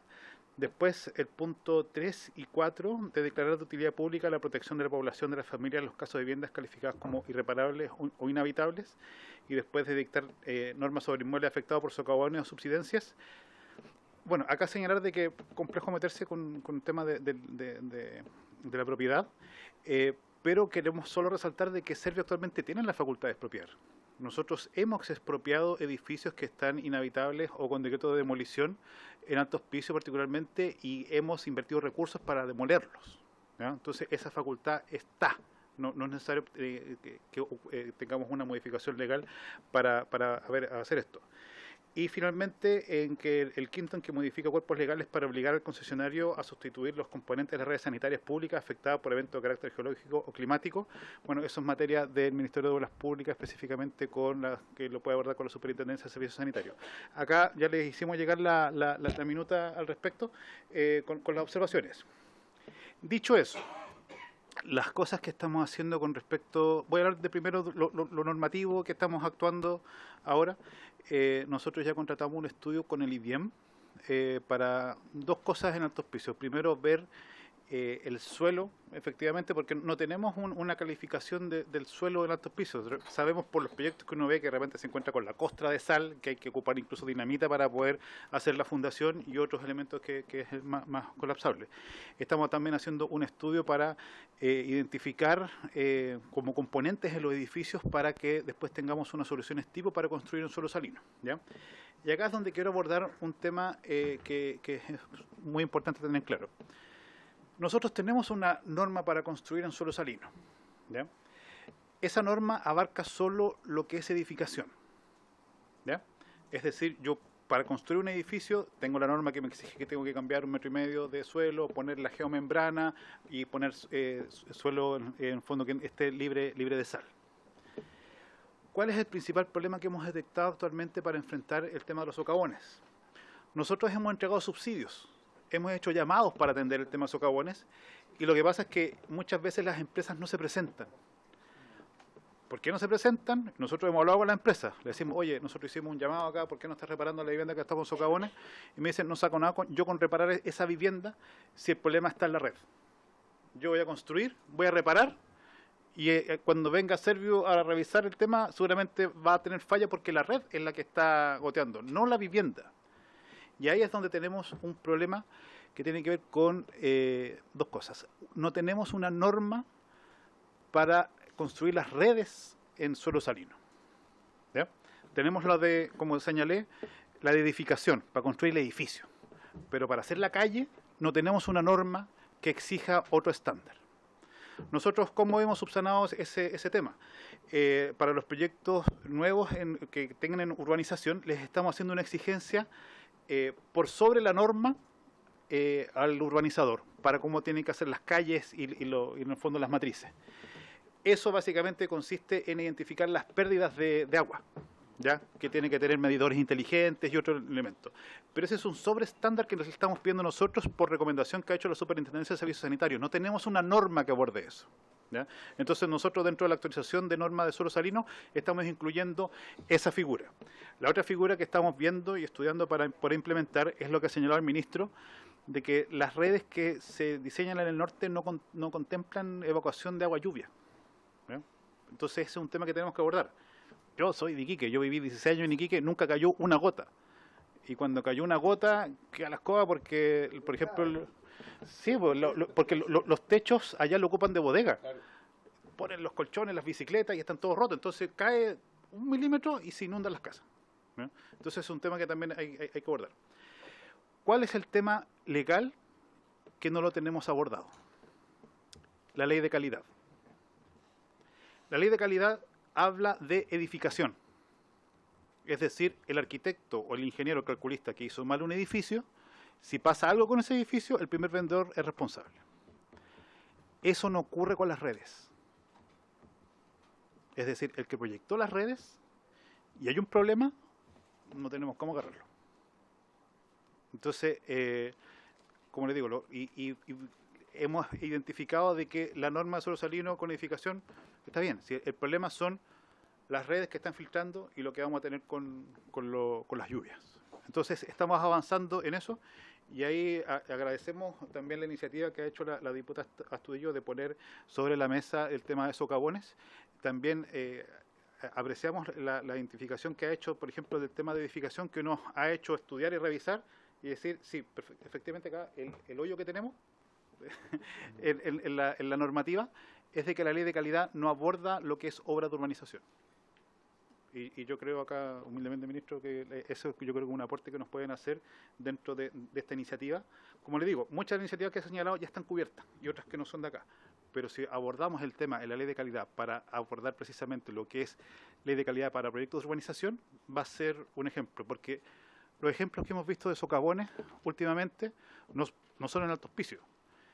Por ejemplo, en Viña o en otros, son problemas de las redes. Y nadie se hace responsable porque la ley de calidad no llega allá.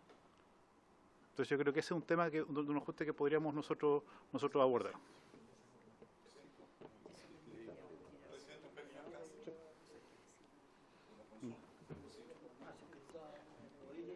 Sí, tenemos hagamos las consultas y escuchamos, pues, diputado.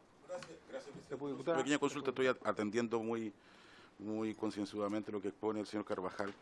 El tema es, lo que yo observo que ustedes tienen una norma tácita en el fondo, que es para proyectos futuros, ¿cierto? Para proyectos futuros, que donde están haciendo, sin norma específica, están elevando el estándar como una exigencia. Para urbanización. Para urbanización. Edificación ya se pide. Exacto, pero para proyectos al futuro, ¿cierto? No. Se pide desde el 2015 la norma de suelo salino. Para edificación.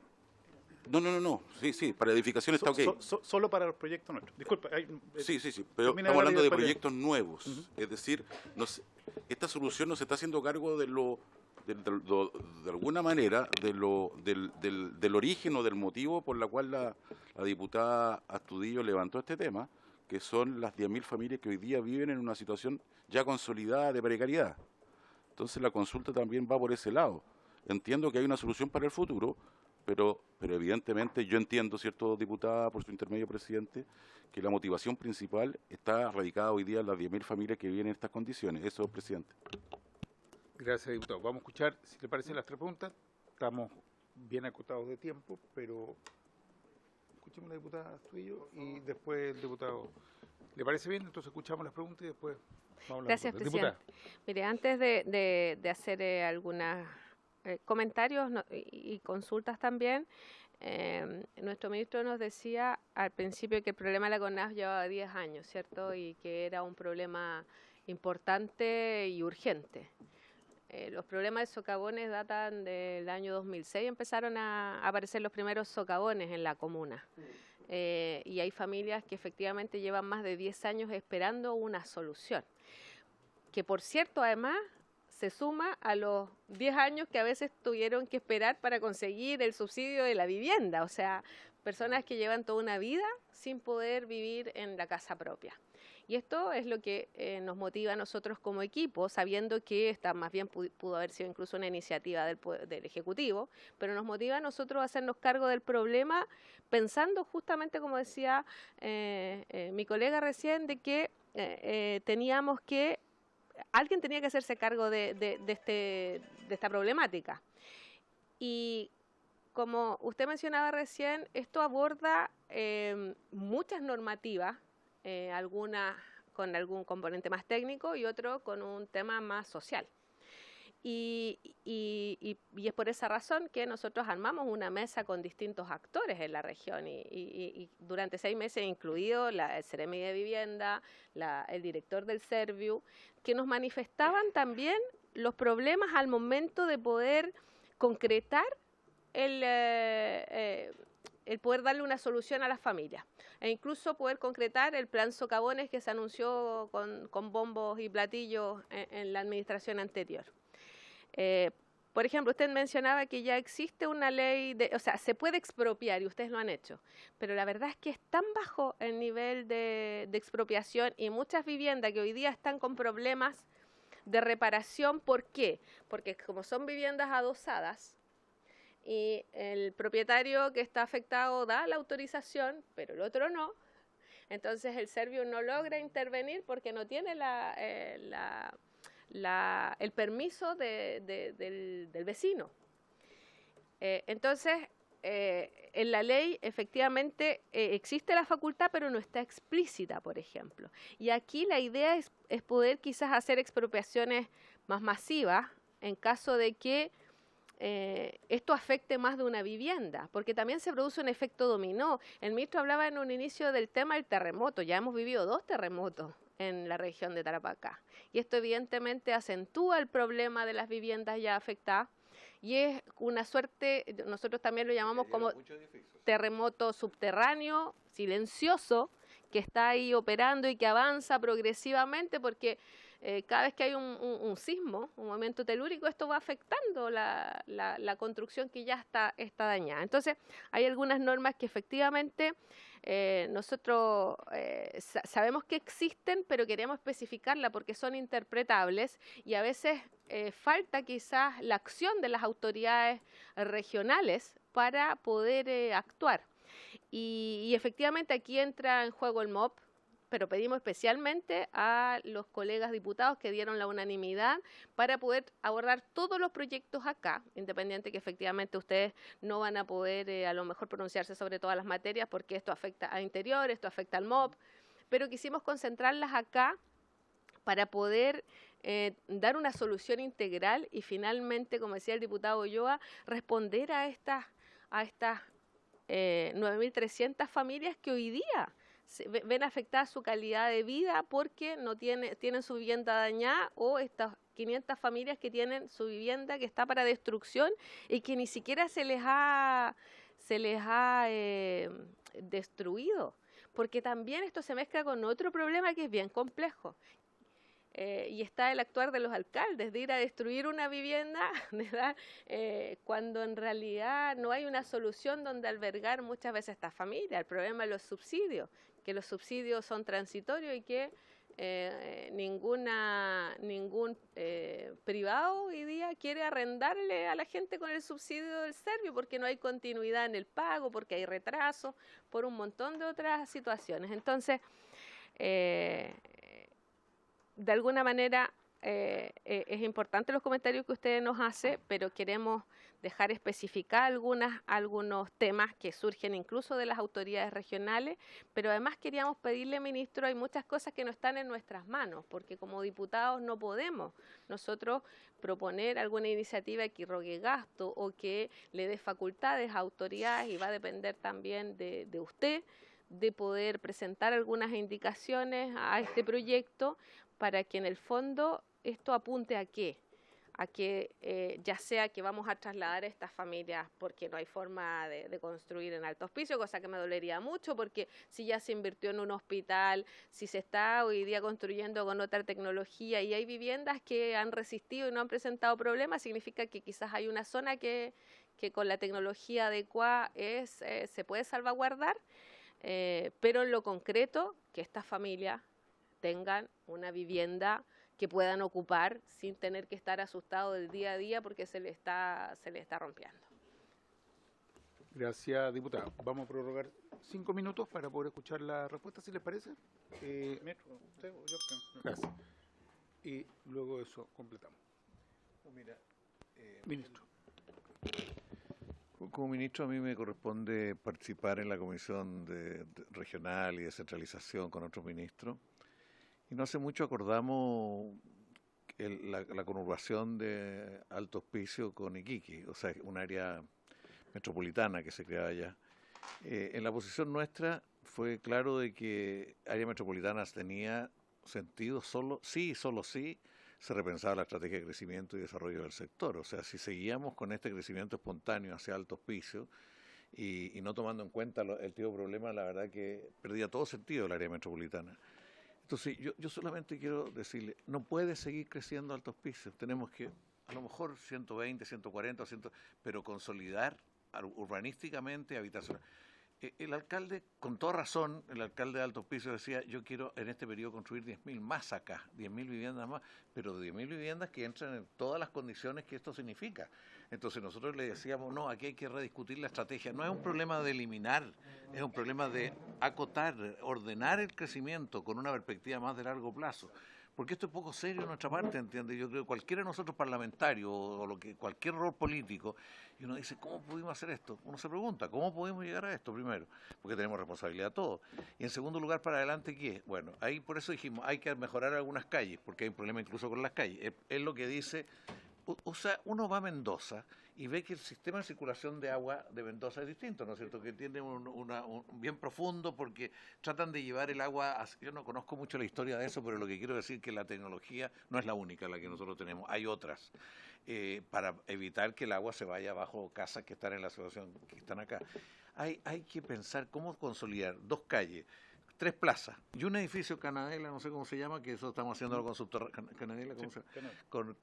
con subterráneo y todo lo demás, porque había proyectos previos, compromisos, pero nosotros creemos que no hay que seguir creciendo, presidente. Aquí hay que acotar el crecimiento y hay que ser muy responsable. Entonces, si hay necesidad de crecimiento por la cantidad de tomas que hay ahí, que es muy grande, eso se trata justamente de llevarlo hacia otros lados, o sea, de llevarlo hacia zonas donde tienen perspectivas más largas y de desarrollo. Pero hay presión desde Alto Hospicio por decir, queremos aquí, que es lógico la gente, pero el problema es que el rol de la política y de los políticos es mirar un poquito del conjunto de la situación. O sea, sabemos que tienen que haber soluciones a corto plazo. Quiero decirles que tenemos una cosa tan absurda. Nosotros hay personas que le pagamos el arriendo hace 12 años, o sea, un arriendo que se discontinúa, pero 12 años, imagínate, el Estado podría haber construido en otra parte, podría haber construido en muchas otras partes, y esto como que se sigue, y la política de repente tiene que decir, esto no puede seguir. Por eso yo hago un llamado a esta comisión a hacer ver de que por lo menos hay que reflexionarlo con una perspectiva de conjunto, además de las soluciones concretas para las situaciones actuales. Eso no.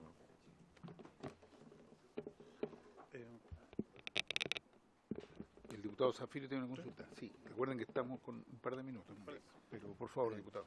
Yo entiendo perfectamente y comparto absolutamente lo que dice el ministro. Creo que lo responsable es lo que el ministro está diciendo. Pero igual hay, entiendo yo, 9.200 familias que están con el problema ahora ahí, ministro. Entonces, usted comentaba adelante qué podría pasar si hubiera un terremoto. Yo no sé cuál es la visión que tienen, qué se puede hacer, ¿cierto? Porque yo sé y entiendo lo que usted dice, que hay que diseñarlo en una proyección razonable en el tiempo. ¿Qué podría pasar, cierto, si hubiese un terremoto? Si usted está diciendo que podría ser, ¿cierto? Podría ser que, o sea, si sabemos que tenemos un problema que puede transformarse en grave, ¿cómo ve el gobierno o el ministerio esa situación que podría producirse?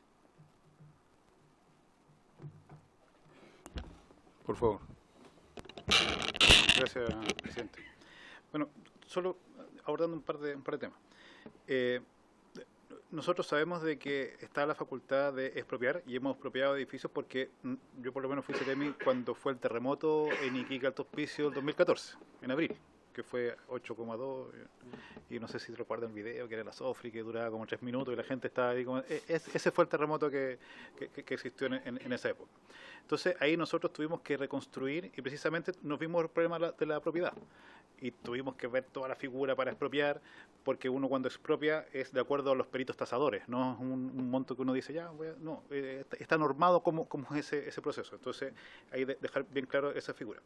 Lo otro también complementar de que la exigencia de la construcción con suelo salino es de acuerdo a los proyectos del Ministerio de Urbanismo los que están subsidiados. Esa obligación no está para el privado. El Estado lo ocupa, por ejemplo, cuando construyeron el hospital en Alto Hospicio, aplicaron la norma de suelo salino, que esa se aprobó el 2015, precisamente después del terremoto del 2014. Y ahí es como hemos ido avanzando.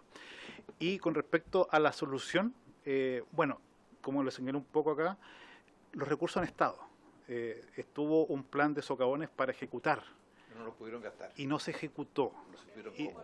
Y eso tiene que ver precisamente porque cuando uno habla con las empresas, no la toman.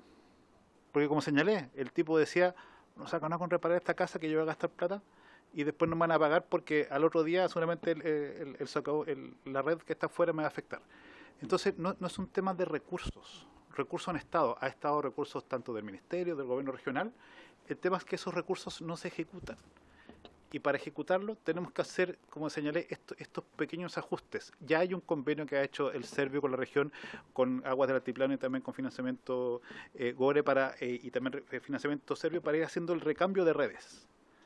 Porque acá, y hemos visto en la prensa, no sé si se acuerdan hace poco, diputada, que se rompió una matriz en Iquique 2 veces en la misma casa en Iquique. Si eso hubiera sido suelo salino, hubiéramos tenido un problema.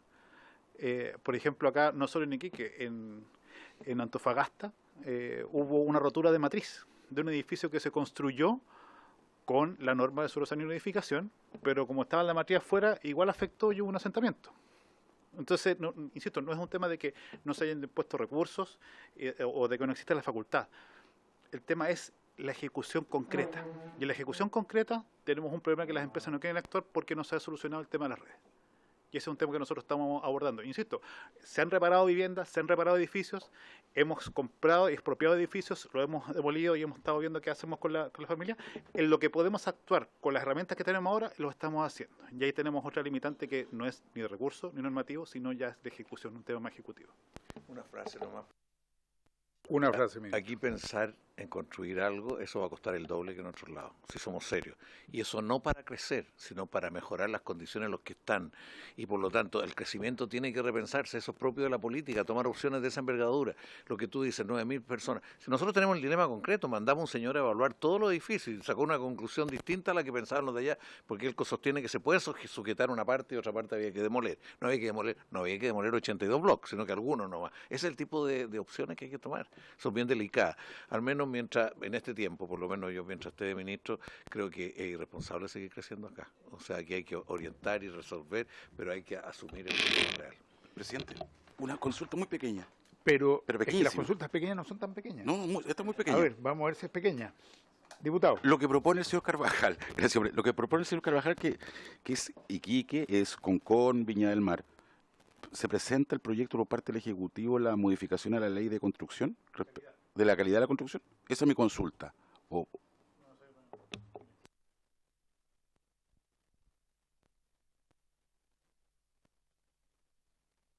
La ley de calidad actual se defendían todos porque esto implica, y además las realidades son distintas, ¿entiendes? Entonces, porque no es lo mismo, estamos hablando de que requiere unas disposiciones propias de esa realidad que es distinta a otra. Entonces hay que pensar muy bien lo que se va a hacer, porque yo, como él dice, no sabemos mucho qué hacer, seamos francos. O sea, no sabemos mucho qué hacer para abordarlo. Por lo menos no tomemos decisiones que no tenemos claro a qué llevan y a qué no llevan nada. Entonces ahora tomar decisiones para ver cómo mejorar la vida de los que están ahí, pero no seguir creciendo ahí. Eso es lo... Bien. Claramente este es un tema que requiere trabajarlo y por lo tanto me parece muy bien que estemos en presencia de estos proyectos de ley refundidos. Entiendo que vamos a poder seguir contando con el acompañamiento del Ministerio, en particular de don Ricardo Carvajal, seguramente para poder entrar a ver los detalles de este proyecto. Exacto, habiendo estado en la región. Así que quiero agradecerle, ministro Montes, don Ricardo y doña Janet, y por haberse cumplido el objeto de esta sesión. Esta todavía no se levanta. Por cierto que vamos a pedir a...